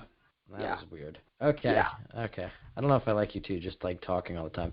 All right. Well, we're going to keep moving ahead with the phone lines, and we have a very special caller on the line, Kyle Smith from AFC East Bros. Haven't heard from him in a while. Kyle, how you doing, man? I'm doing good. Good, gentlemen. How you guys doing? We're doing as good as we can for a team, for fans of a team that is just horrible. 4-11, really quite disappointing when I picked them to go 10-6, 11-5. But it is what it is. Now, Kyle, did you really pick them to go 10-6, 11-5? And guys, by the way, I'm doing dishes. I hope that's not a problem. Just let me know if it is. It's all good. Okay. I remember one time I called into your guys' show and I was drinking and I dropped my glass and it shattered everywhere and you just didn't hear it. So I think you'll be fine. Ben, you're not even 21. No, water, Kyle, water. Anyways, is that what the kids Kyle are calling Smith. it these days? Okay, I'm gonna mute Mr. Fahey. Kyle Smith. Let's talk about this week's matchup since you do a podcast on the AFC East. So it's a somewhat big matchup between you and your brother. What are your predictions for this Sunday? I mean, for the Jets fans, I mean, for me personally, I'll probably be cheering for Buffalo. I mean, I'll cheer for the Jets to play well, but I want the Jets to get a top 5 draft pick so they can land their next guy. And for the Bills, I mean, they've had a lot of turnover this week, so this might be the time the Jets will end up beating the Bills in Week 17. But what are you looking forward to seeing on Sunday? Well, obviously it's the development of the young guys. We should really, guys like Brandon Marshall, we should scale back the reps. What do we need to see from him and Fitzpatrick at this point? Now, obviously you're going to play Fitzpatrick because you want to continue to protect Hackenberg, and it's really honestly not very fair to throw Hackenberg out there with this current mess that we have and the fact that almost the vast majority of the season he hasn't gotten any practice reps. It's really not fair to him. But guys like Robbie Anderson, guys like Quincy Enunwa, why don't you do more design screens to that guy? He's a beast with the ball in his hands. I know you guys have spoken about that ad nauseum. We want to see the development from these young guys. And because Powell and Matt Forte are both nursing injuries, you don't want to put them out there either. And it would be nice to continue to see Kyrie Robinson. I mean, he was running pretty well, but then he breaks his leg again. But whatever young guys we can see out there, guys like Middleton, guys like Miles, Freddie Bishop, these types of players, we need to see them out there. And it really, at this point, it's all about developing those young guys. Devin Smith is another one. Listen, scale back Brandon Marshall's reps. This game should not decide whether or not you're going to keep him next year. I mean, you've already seen 15 games worth of tape on him. But Devin Smith, well, he's been on PUP for a while now. He's been healthy enough to play for a while now. The reason you haven't played him is because Robbie Anderson stepped up nicely as a guy who can run effective go routes. But now, let's see what you can do with both of them on the field. And I know that Fitzpatrick doesn't really have the arm talent to really be able to highlight Devin Smith's abilities, but we need to see what we have in that second-round pick, because it's not like he's a first-round pick where you have a fifth-year option on him. No, you only have 2 more years on his contract, and you really haven't seen anything from him thus far. So the development of the young guys is all I'm looking for, and I'm right with you, Ben. I'm hoping I'll be rooting for Buffalo because I want that top 5 pick. Yeah, I mean, for me, personally, I know Long Beach Joe we had on earlier wants to trade down and get offensive linemen, but, there's not many times you get to pick in the top 5. Well, as a Jets fan, I shouldn't say that, but there's not many, opportunities to get your star player. I look at, these teams like the Giants who have their Odell Beckham Jr., the Cowboys got their Ezekiel Elliott, any team with a franchise quarterback, your jersey sellers. And the Jets do not have one of those guys. And not that that's in this draft, but in the top 5, I don't want to take an offensive lineman. I'm sorry. Even if there's a great offensive lineman, I wouldn't take an offensive lineman till pick 10 or later. So for the top 10 for me, I'm looking more at the skill position guys. Where are you targeting? Where do you think the Jets should pick?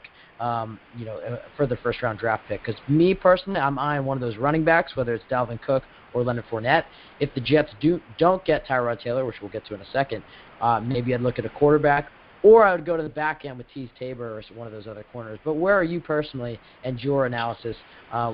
Where are you going to look for in the draft? And that's I'm right with you, Ben. We're talking about the draft in December.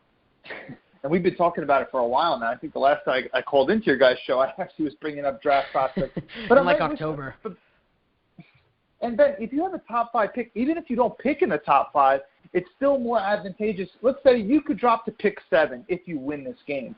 But if you lose this game and some other teams lose win that you need to win, which is a fat chance of it happening, but it is theoretically possible. I think you could jump to spot number 3 or 4. It is possible. And the difference between pick 7, between pick 4, if you were to trade back, that's a lot more draft capital that you can acquire. So it's all the more reason why you should want to lose this game if you're a Jets fan. I mean, winning a Week 17 game against E.J. freaking Manuel does nothing for me. But to continue your point, the edge rushers supposedly, and I really haven't watched them yet. I mean, I'll get into that. As the coming months come. I'm still watching all my AFC East games because there's a lot of games that I got to go through. But supposedly it's a stacked edge rusher class. You got Myles Garrett. You got this guy Barnett from Tennessee. I think there's a guy from Auburn. I forget his name too. But all those guys are supposed to be top 10 talents. They're supposed to be better than any of the edge. Carl Lawson. Now, I don't know if you want to consider Joey Bosa an edge rusher. I guess some people would. I don't think he's a guy that you really ever want to stand up. You always want to keep his hand in the dirt.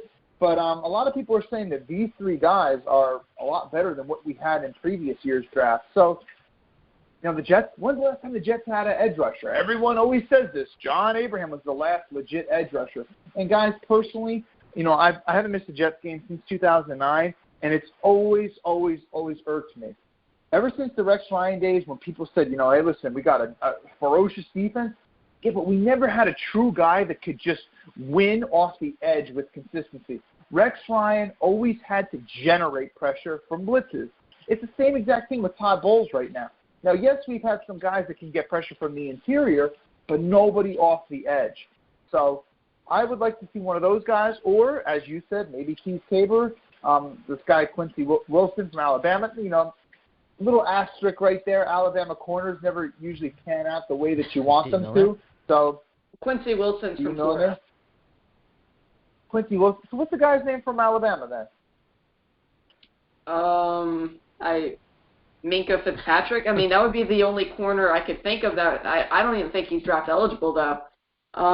Well, just because his name's Fitzpatrick, then you stay away from him. Yeah, I mean, I feel like that should be without saying right there. Wait, guys, but an Alabama corner partnered with a Fitzpatrick, 2 negatives might equal a positive, so you never know. Whoa. Oh. Anyway, he's using that Oregon education on a Jesuit high school. Oh, crap. Oh, wow. Now, Kyle, let's How does it feel, about... man? How does that feel? Well, yeah. He said it in a somewhat good light, but anyways. I Kyle, actually meant that in a positive way. Yeah, he meant that in a positive way, Kyle. When I say it's Florida education to you, it's a negative. And we've permanently banned the Florida education term as per Kyle's request. But Mr. Smith, let's talk about the whole Bills drama that's happening right now, and I'm sure you talked about it plenty on your show yesterday. But even though this isn't Jets related, I'm curious to get your take.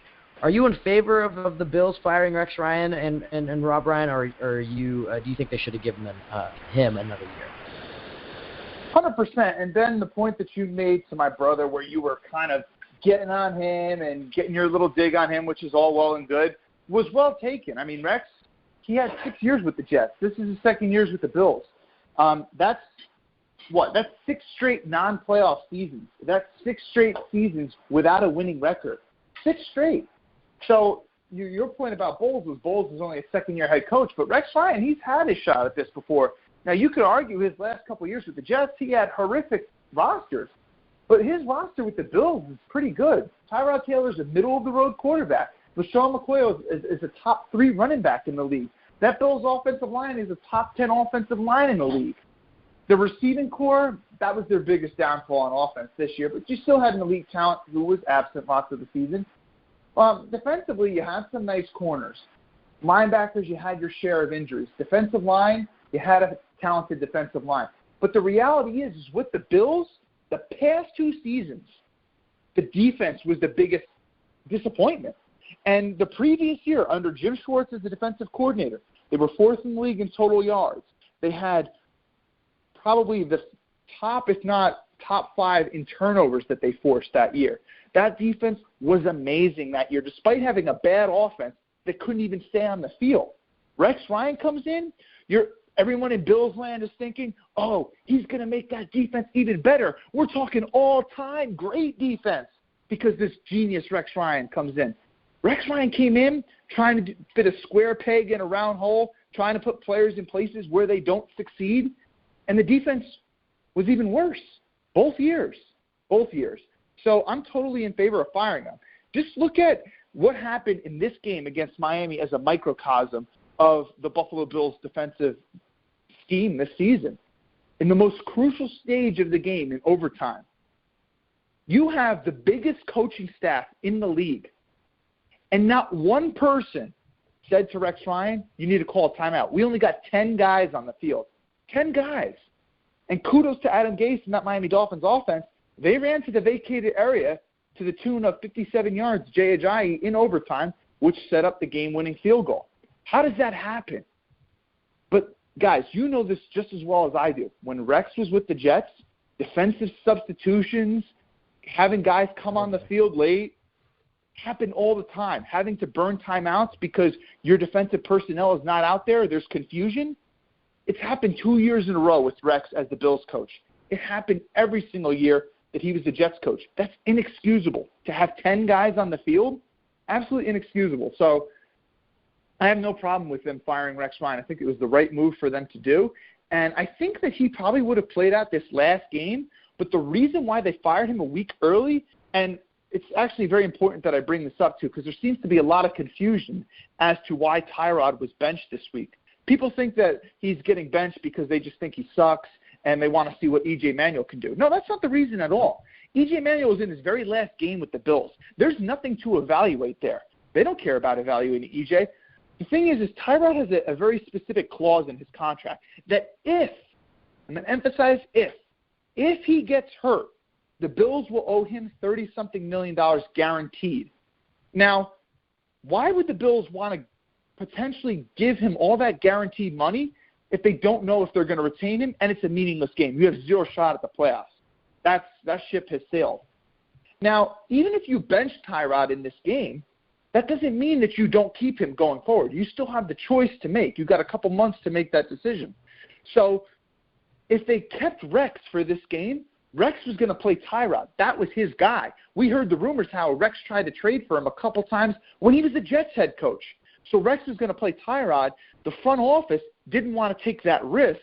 So the only way that they could ensure that Tyrod would get benched was to fire Rex. And I know that Fahey, you are just all googly-eyed over Tyrod Taylor. And, Ben, I'm not sure where you stand on that, but I would like to talk about that. Yeah, well, that is exactly where we were going. Now, you being an AFC East podcast host, you've probably watched more Tyrod than either of us, but you're also a Jets fan, so you have that coming into the equation. Would you be in favor of a Tyrod Taylor to the Jets in 2017? And I know you were talking about how you can't throw over the middle, but when you take into account the bad quarterback play that the Jets have had, and by bringing in Tyrod, the Jets won't burn their draft pick on another young project QB. I don't know. I feel like Tyrod would be the best case scenario for the Jets, but I want to get your take. So do you want to bring in Tyrod Taylor? And if not, who's going to be your starter in 2017? Well, personally, I am a fan of Tyrod Taylor. I have been since he stepped foot in that Bills organization. Just hear the way that he speaks during press conferences. I don't know if you guys have ever heard this from our show or from any other media sources, but during Bills training camp last year, when they were doing conditioning, because when teams get to training camp, they do conditioning and to see who passes their tests and whatnot. And they had the whole team doing, gassers, wind sprints. And Rex Ryan said that Tyrod Taylor won every single one. That's beating cornerbacks. That's beating receivers. That's beating running backs. Your quarterback is beating all of them. The dude is a workout freak. He loves working out. Now, that doesn't mean that you're going to be a good quarterback, but it shows work ethic, something that the Jets organization has been lacking, something that Ryan Fitzpatrick probably could have used when he was acting like George Costanza, sitting on his reclining chair, drinking Pepsis and Gatorade out of it. So I always liked that. But then when I started watching him, week one, we saw him throw a dime to Percy Harvin, 40-something yards down the sideline, touchdown. The dude has an amazing deep ball. Immediately, if you bring in Tyrod Taylor, now no doubt he's your best option for 2017. Robbie Anderson. If you want to win, or Devin Smith maybe, the dude has an amazing deep ball. There's no doubt about it. Now, if 2017, if you want to win, he's your best option for 2017. I'm not going to say that he's going to be better as a quarterback for the long term than any of these guys in the draft. I haven't even watched enough of those guys. But in my mind, he's better. Way above Mike Glennon. He's much better than Jay Cutler. Yeah. He's much better than any of these other guys. Let's talk about what he does. Now, I know that you guys haven't played football, but you're very football savvy. You watch a ton of football. Whoa. Hey. I played Park. I played Pop Warner, okay? That's pretty intense. Kyle, when I played flag football, and by the way, I don't play because my parents are scared to death about the brain injury stuff. But when I played flag football in 5th grade, Mr. Smith, I was the best player by so much. So I know it's probably the same thing, playing flag football. This is also the starting point guard for Jesuit basketball. Yeah, being a fifth-grade flag football player in an NFL, linebacker is probably the same thing. But, continue with your point. Okay. So one thing that Tyrod does is that he upgrades your rushing attack night and day. And here's why. It's not just what he can do with his legs and how much yards he's going to accumulate running the football, but if you're a defense and you run the read option, that linebacker, he can't commit to the dive. He's not going to commit to Bilal Powell or Matt Forte because he's got to be worried about Tyrod Taylor scrambling to the outside. If you saw the most recent Twitter moment that I shared with the both of you in your DM, you could see when he scores a touchdown in Seattle. That running back does make he kind of makes a little bit of a mistake and then he commits to the dive, but then Tyrod easily outruns him for the touchdown. It's kind of like pick your poison. And that's why Rex Ryan liked him so much. He was looking at it from a defensive perspective.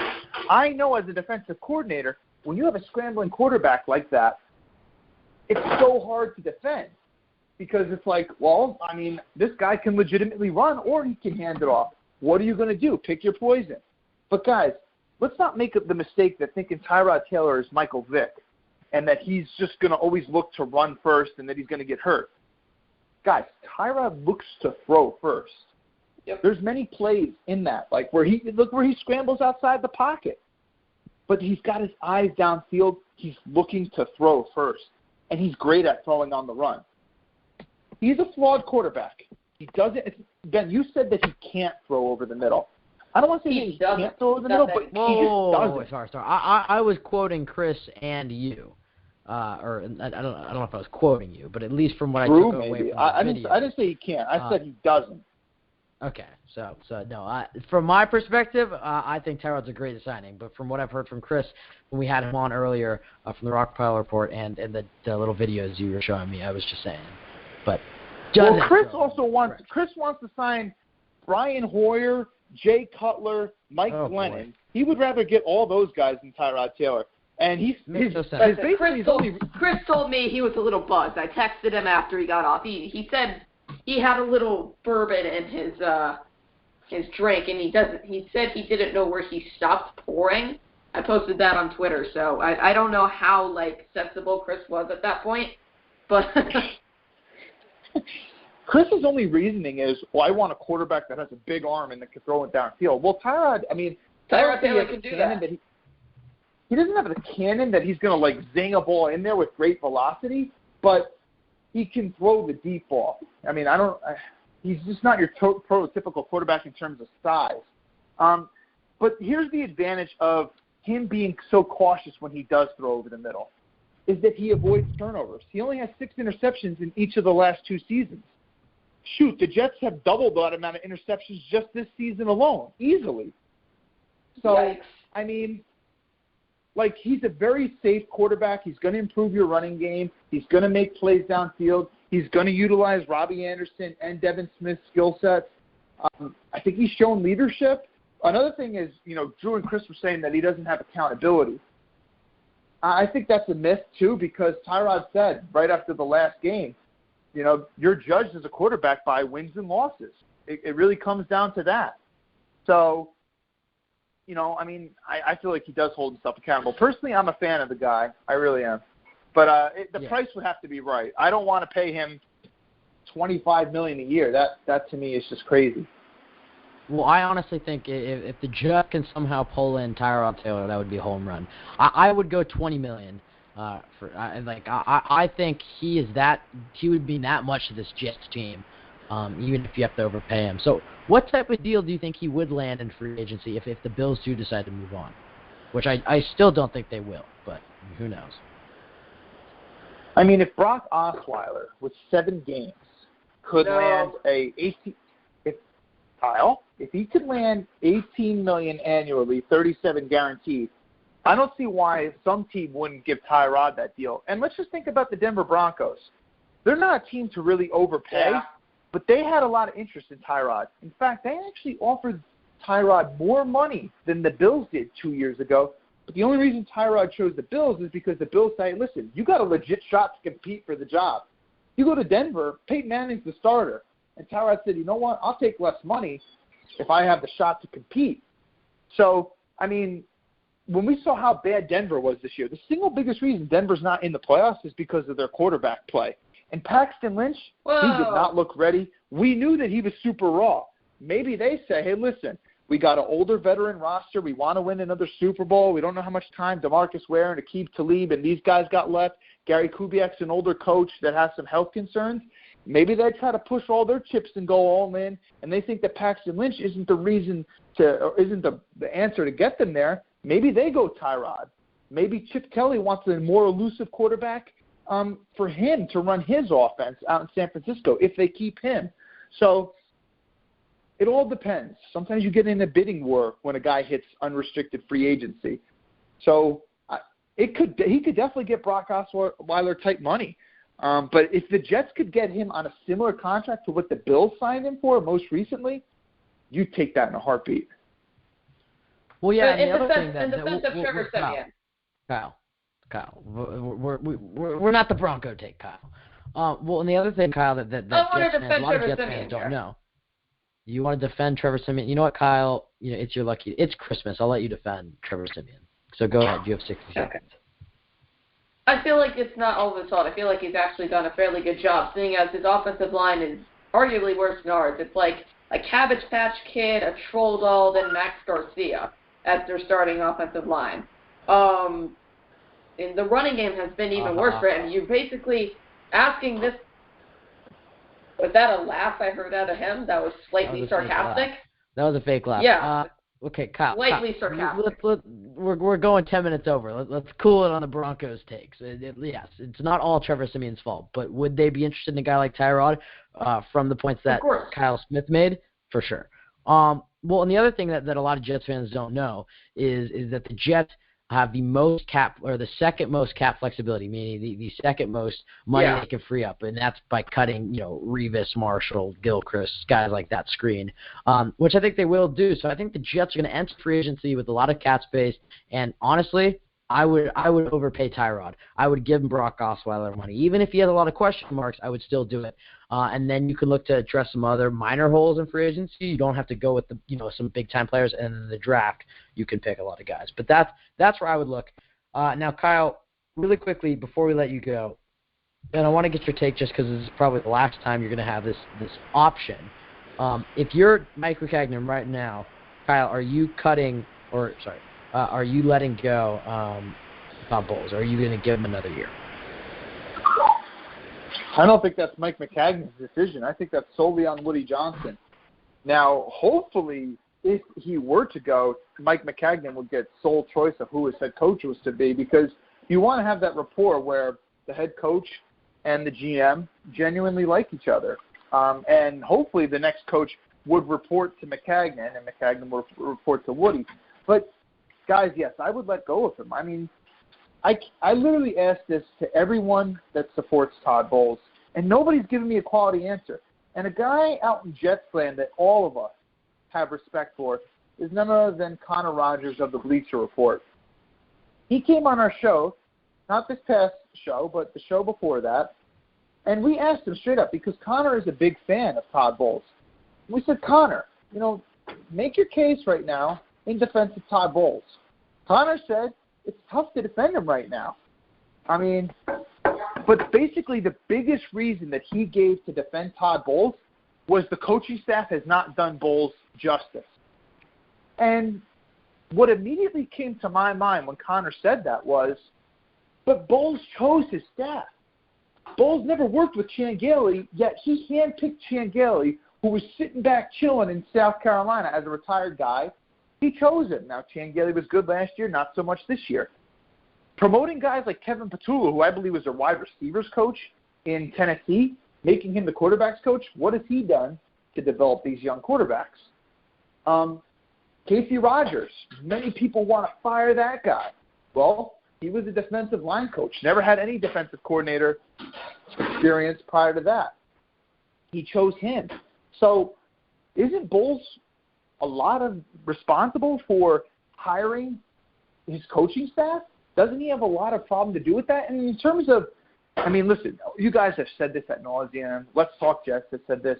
his ability to control the locker room or lack thereof, his ability to motivate people, his ability to inspire people, none of that's really there either. And in terms of schematics, we're just not seeing the in-game adjustments in terms of schematics. Travis Kelce, one of the more athletic tight ends in the league, you had Calvin Pryor, a very limited athletic safety. You had him getting dusted all up and down the field by Travis Kelce. And what happens? You go into halftime. That's your time to make adjustments.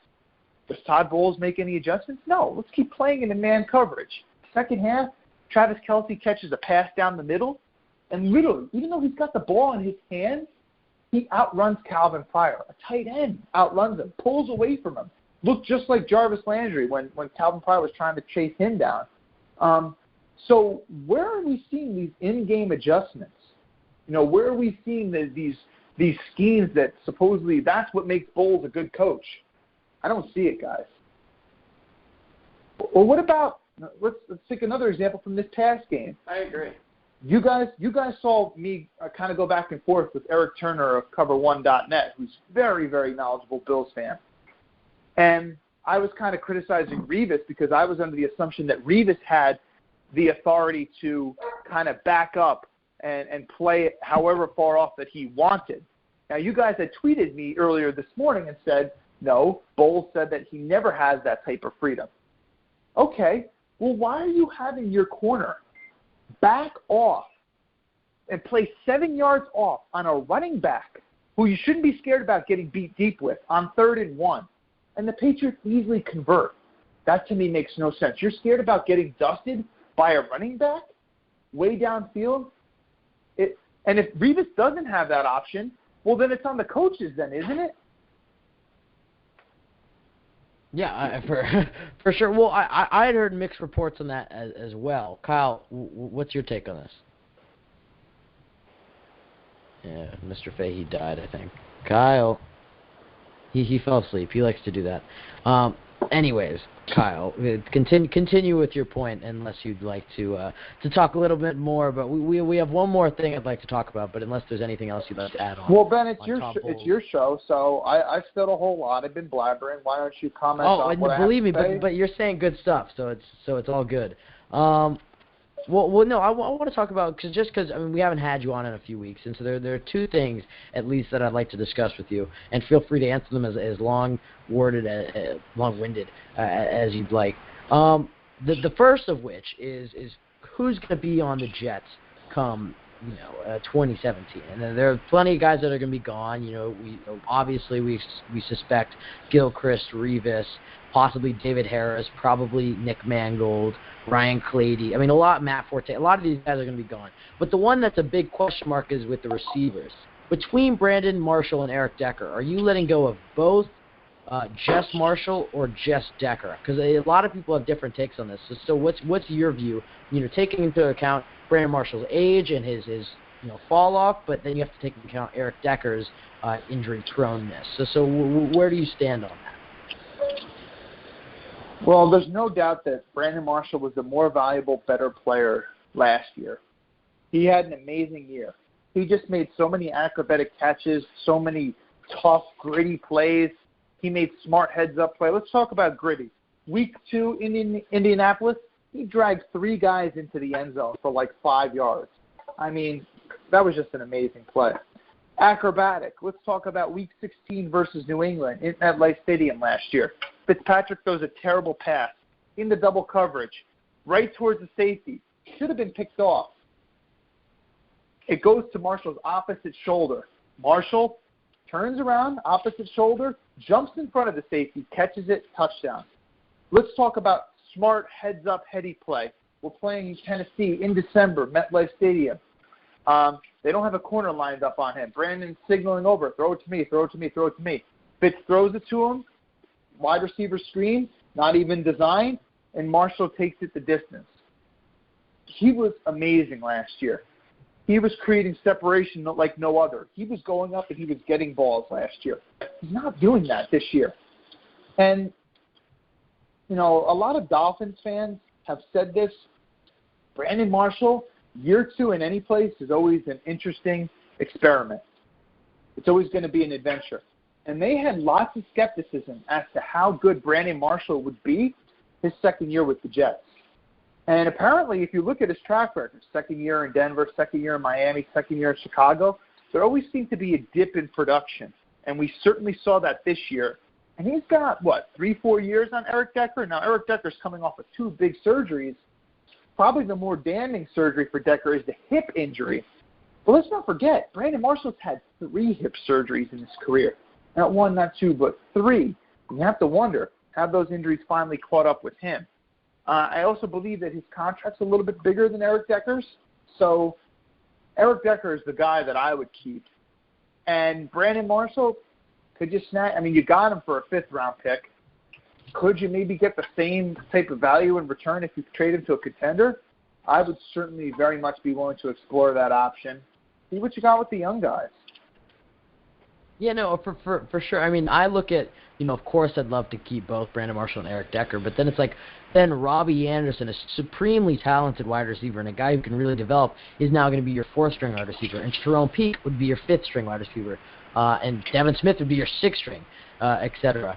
So I think that Decker would probably be the guy. But however, if you're talking to the doctors and they're saying, well, he's never going to play again or he'll never be the same, then maybe I consider going Brandon Marshall. But I think that Decker gives you something that you don't already have, and he's a guy that you saw freed up so many other receivers. I worry about Quincy Nunez, the number 1 wide receiver, although I think he's great. I don't know how he's going to be. He's less consistent than Brandon Marshall. Nunez is a guy who gets maybe 1 or 2 catches a game for 60 yards, and it's great. But then he doesn't seem like he's, Eric Decker would get 6 or 7 catches for 60 yards. He's always open. So I think Decker would be a great guy. You put him in the slot and you put Anderson and Nunez out wide. That would be the dream scenario for next year. Well, Kyle, great stuff, man. You spat absolute knowledge, and I'm really looking forward to calling into your guys' show on Tuesday. And just because we came back from our break, so we're looking forward to booting back up again, back to the weekly speed, and calling into each other's shows. You bring some great analysis, and it's really appreciated. Well, thank you, Ben. I appreciate that from you, and guys, keep doing what you're doing. And please give my regards to Mr. Fahey. I hope he's okay. And, when you call into our show, it should be an interesting adventure. I'm right here. You never know how things... Oh, well, we didn't hear from you before. Yeah, he was oddly quiet. I loved the silence, but continue, Kyle. I muted myself per Ben's request. Oh, okay. You guys have an interesting relationship with one another. It's a love-hate relationship. It's a love-hate relationship. Mostly hating, but... Hey, did you guys decide on that logo? We have. It's very clear. It's very clear what it should be, but Kyle's still holding out for some different reasons. But I think we're going to unveil it around the new year. Okay, cool. We'll probably unveil it around the new year, and along with some other stuff that we'll be doing. I thought we were just waiting till the new year. I mean. Yeah, we'll put it on. It's not drastically changed, but it's just a little more refined. It looks cooler, and we have some new graphics. Because the 3 guys in our logo, Brandon Marshall, Nick Mangold, and Darrelle Revis, might not all be here next year, so we definitely have to go change that part. So really quickly, Kyle, shout out your show, man, and you do some great stuff with the AFC East. I'll be looking forward to calling in. Powder for me. What? Okay. What did you say about protein powder? If the Bills win, I will not want to face Gary, but I will anyways, and I'll definitely make sure to try to call in to you guys. Hey, Ben, you discussed some easy. Ben, just say to him, listen, man. Hey, listen, you guys worsened your draft position, and you bettered ours, so thank you for that. I mean, he's got really nothing to say to that. That's what I said on Twitter.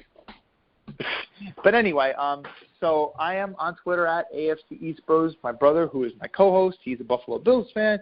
He's at AFC_East Bro Gary. You guys have a love-hate relationship with him. Probably more hate than love, but it's fun for sure. And our show's on iTunes, Stitcher, all that kind of good stuff. And we're also on YouTube. We have a video portion of our show. We put up plays on the screen. Sometimes we'll pull up articles on the screen. You can see both my brother and I while we're speaking. And sometimes we'll pull up a funny clip of someone like our buddy Travis Wingfield, who is a Dolphins contributor that comes onto our show. He did a funny video where he was sweeping in his kitchen, and he had a Buffalo Bills bumper sticker and a New York Jets bumper sticker, and we know the Dolphins swept both teams this year, so he was kind of talking some trash where he was sweeping those. So we'll pull up videos like that and discuss those things, pull up plays, and we have a lot of fun with it. And you can always call into our show. All that information to do that is in my Twitter bio. Anyway, thanks, guys. Yeah, thank you, Kyle, man. Yeah. You know, we have one of those. They're usually not pretty PG, to be honest, so we don't really usually post them on iTunes or anything.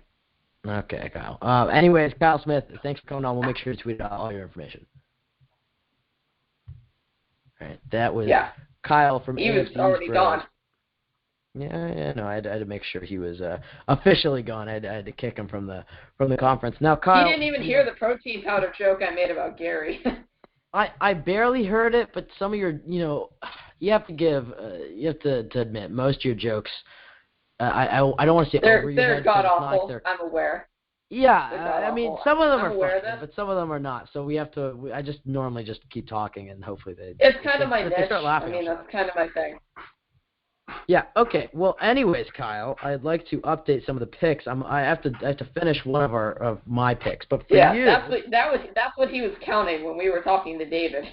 Yeah. Well, I have to do some more of it. So, Kyle, would you like to just take over and talk for a bit as I just finish up the last three? So just talk about anything, preferably Jets related. Actually, yes, it has to be Jets related. While I just tally up our picks from last week. Jets related, newsflash, we suck. I got a new Jets poster for Christmas, and if you guys don't celebrate that, I don't know what to say. So, I mean, I don't really know. We basically covered everything for today. Really hope we get Tyrod Taylor. David's our new primetime producer. He's going to be doing a lot of stuff behind the scenes for us. You could probably hear my dog.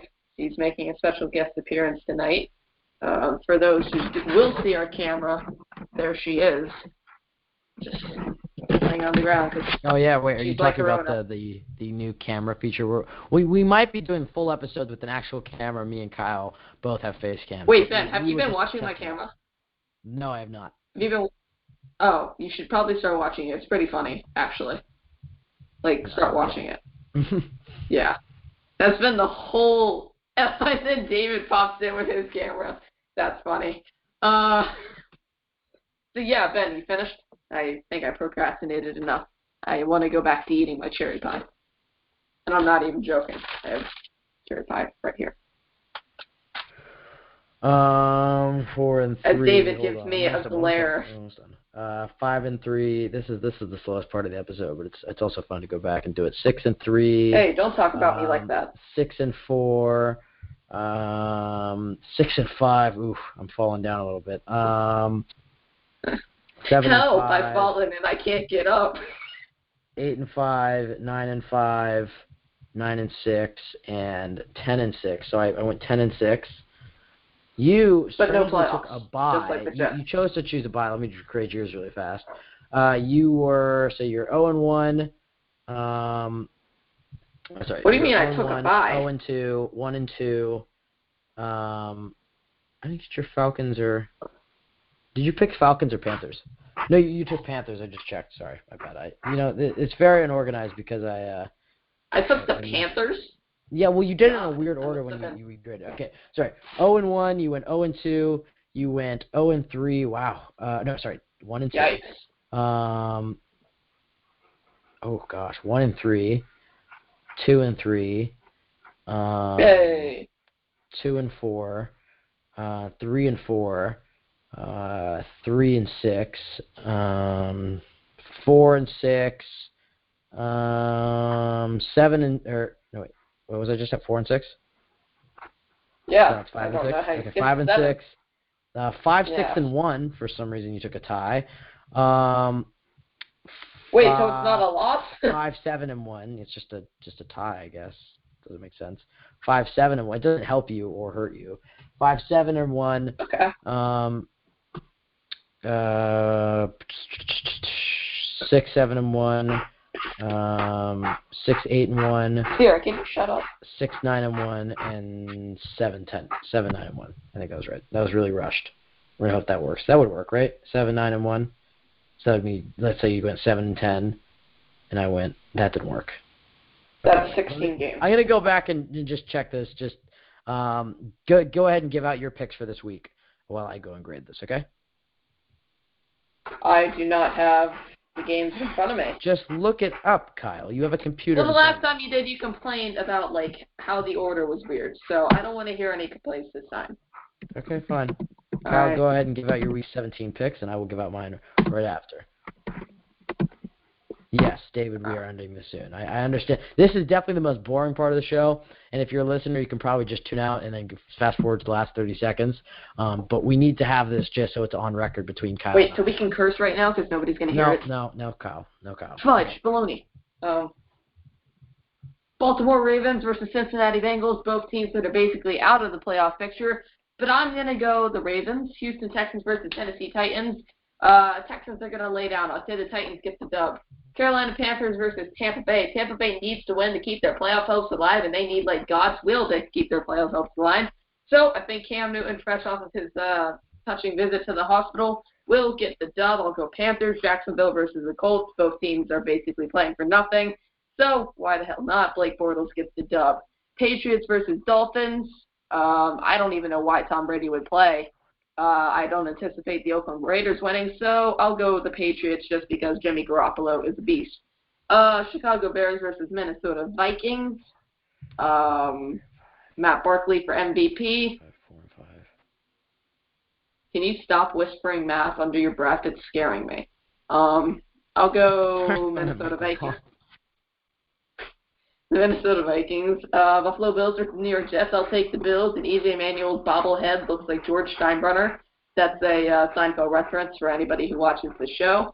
Dallas Cowboys versus Philadelphia Eagles. I'll go Cowboys. Tony Romo throws 3 touchdown passes. Cleveland Browns versus Pittsburgh Steelers. Can the Browns get their second win of the year? That's a no for me, dogs. Get it? Because they're dogs. I'll take the Pittsburgh Steelers. New Orleans Saints versus the Atlanta Falcons. Falcons fly high. Saints are needed of a prayer right now. Giants versus Redskins. Redskins need a dub to get into the playoffs, I believe. I think that's how that's working, and I think they also need Detroit to lose. But whatever. I'll go Redskins because the G-men are going to rush everybody. Arizona Cardinals versus Los Angeles Rams. Both teams that are going nowhere in the next 5 years, so I'll take the Rams because why not?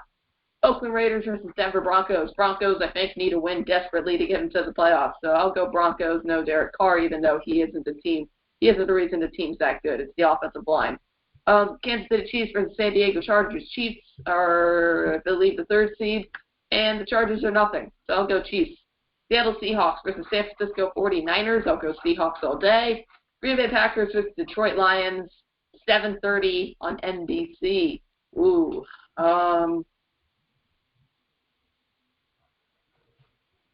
Wow. This is hard. I think if either of these teams lose, they're out of the playoffs. So, give me Aaron Rodgers. RELAX, relax. And Ben, I'm going to go relax because I'm done for the night. Go ahead with your picks. All right, and thank you. If anybody's still listening, I'd be surprised. But I want to make sure I add that up. And Kyle, before you check out, I have your picks in total. So our total scores right now, I'm 52, 30, and 2, and you are 47, 34, and 3. So you dropped quite a bit. But this is your last chance. Well, actually, I think we'll probably do the playoffs and stuff. But you have a couple more chances to catch up to me. I can't control that. Well, let's go through it. For me, I'm going to do this rapid fire. Patriots, Dolphins. I'll go at home. Are the Patriots fighting for the L spot? Or are the Patriots fighting for the spot? Yeah, I think they are with the Raiders. I think. Oh God, never bet against the Pats. I'll go Pats. Jaguars versus Colts. Give me Colts. Panthers versus Bucks. Give me Bucks. Bears versus Vikings. Give me Vikings. Browns versus Steelers. Give me Steelers. Bills Jets. Give me Bills. Cowboys Eagles. Give me Cowboys. Texans Titans. Give me Texans. Ravens, Bengals, give me Ravens. Chiefs, Chargers, give me Chiefs. Raiders, Broncos, give me Raiders. No, Broncos. Changing that to Broncos. Seahawks, 49ers, Seahawks. Cardinals, Rams, Cardinals. Saints, Falcons. Falcons. Giants, Redskins. Giants, Packers, Lions. Give me the Lions. I'm going to go with Detroit. Yeah, anyways, okay. That was a very slow last 10 minutes of our episode. David, do you like my Uzi? I know he's watching the camera. Okay, we're going to just mute both of them.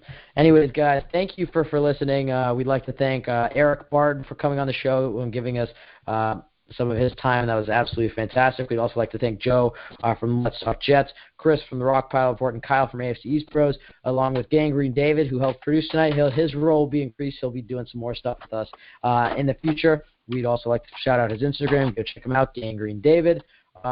Thank you for everybody who's helped us throughout. We're nearing, we're a couple months away, but we're getting close to having the show up for 1 year, which is pretty cool. We'll have some pretty cool stuff for that. And not just that, but we're going to have some pretty cool stuff for the new year, a new logo, some other stuff. Should be fun. You can always follow us at thejettake on Twitter. We're on. We have a blog page. We're on iHeartRadio, SoundCloud, iTunes, etc. Just look us up, The Jet Take. Just search that in any sort of podcasting. We're on YouTube. Any sort of website, you'll find us. And our blog page is thejettake.libsyn.com. Thank you to our listeners live, or probably most of you guys are post-recording. We'd like to thank you all for your support. I know it's not easy to take a break and then come back and expect some all the love, but it was still there, and we appreciate it, all the attention we've been getting, and we're climbing the ranks of the Jets podcasting. So we'd like to thank you to continuing as a listener. Thank you for listening even through a horrible season. Let's hope for a Jets loss on Sunday so we can talk about who we can draft. Woo! Once again, thank you for listening. Kyle, any last words? A hot dog is not a sandwich. Okay, Kyle. Great. Really clutch in the moment. Anyways, we'd like to leave you with the best chant in the NFL. I'm not wrong. Everybody have a fantastic week and happy holidays. We will talk to you guys next Wednesday. Happy holidays.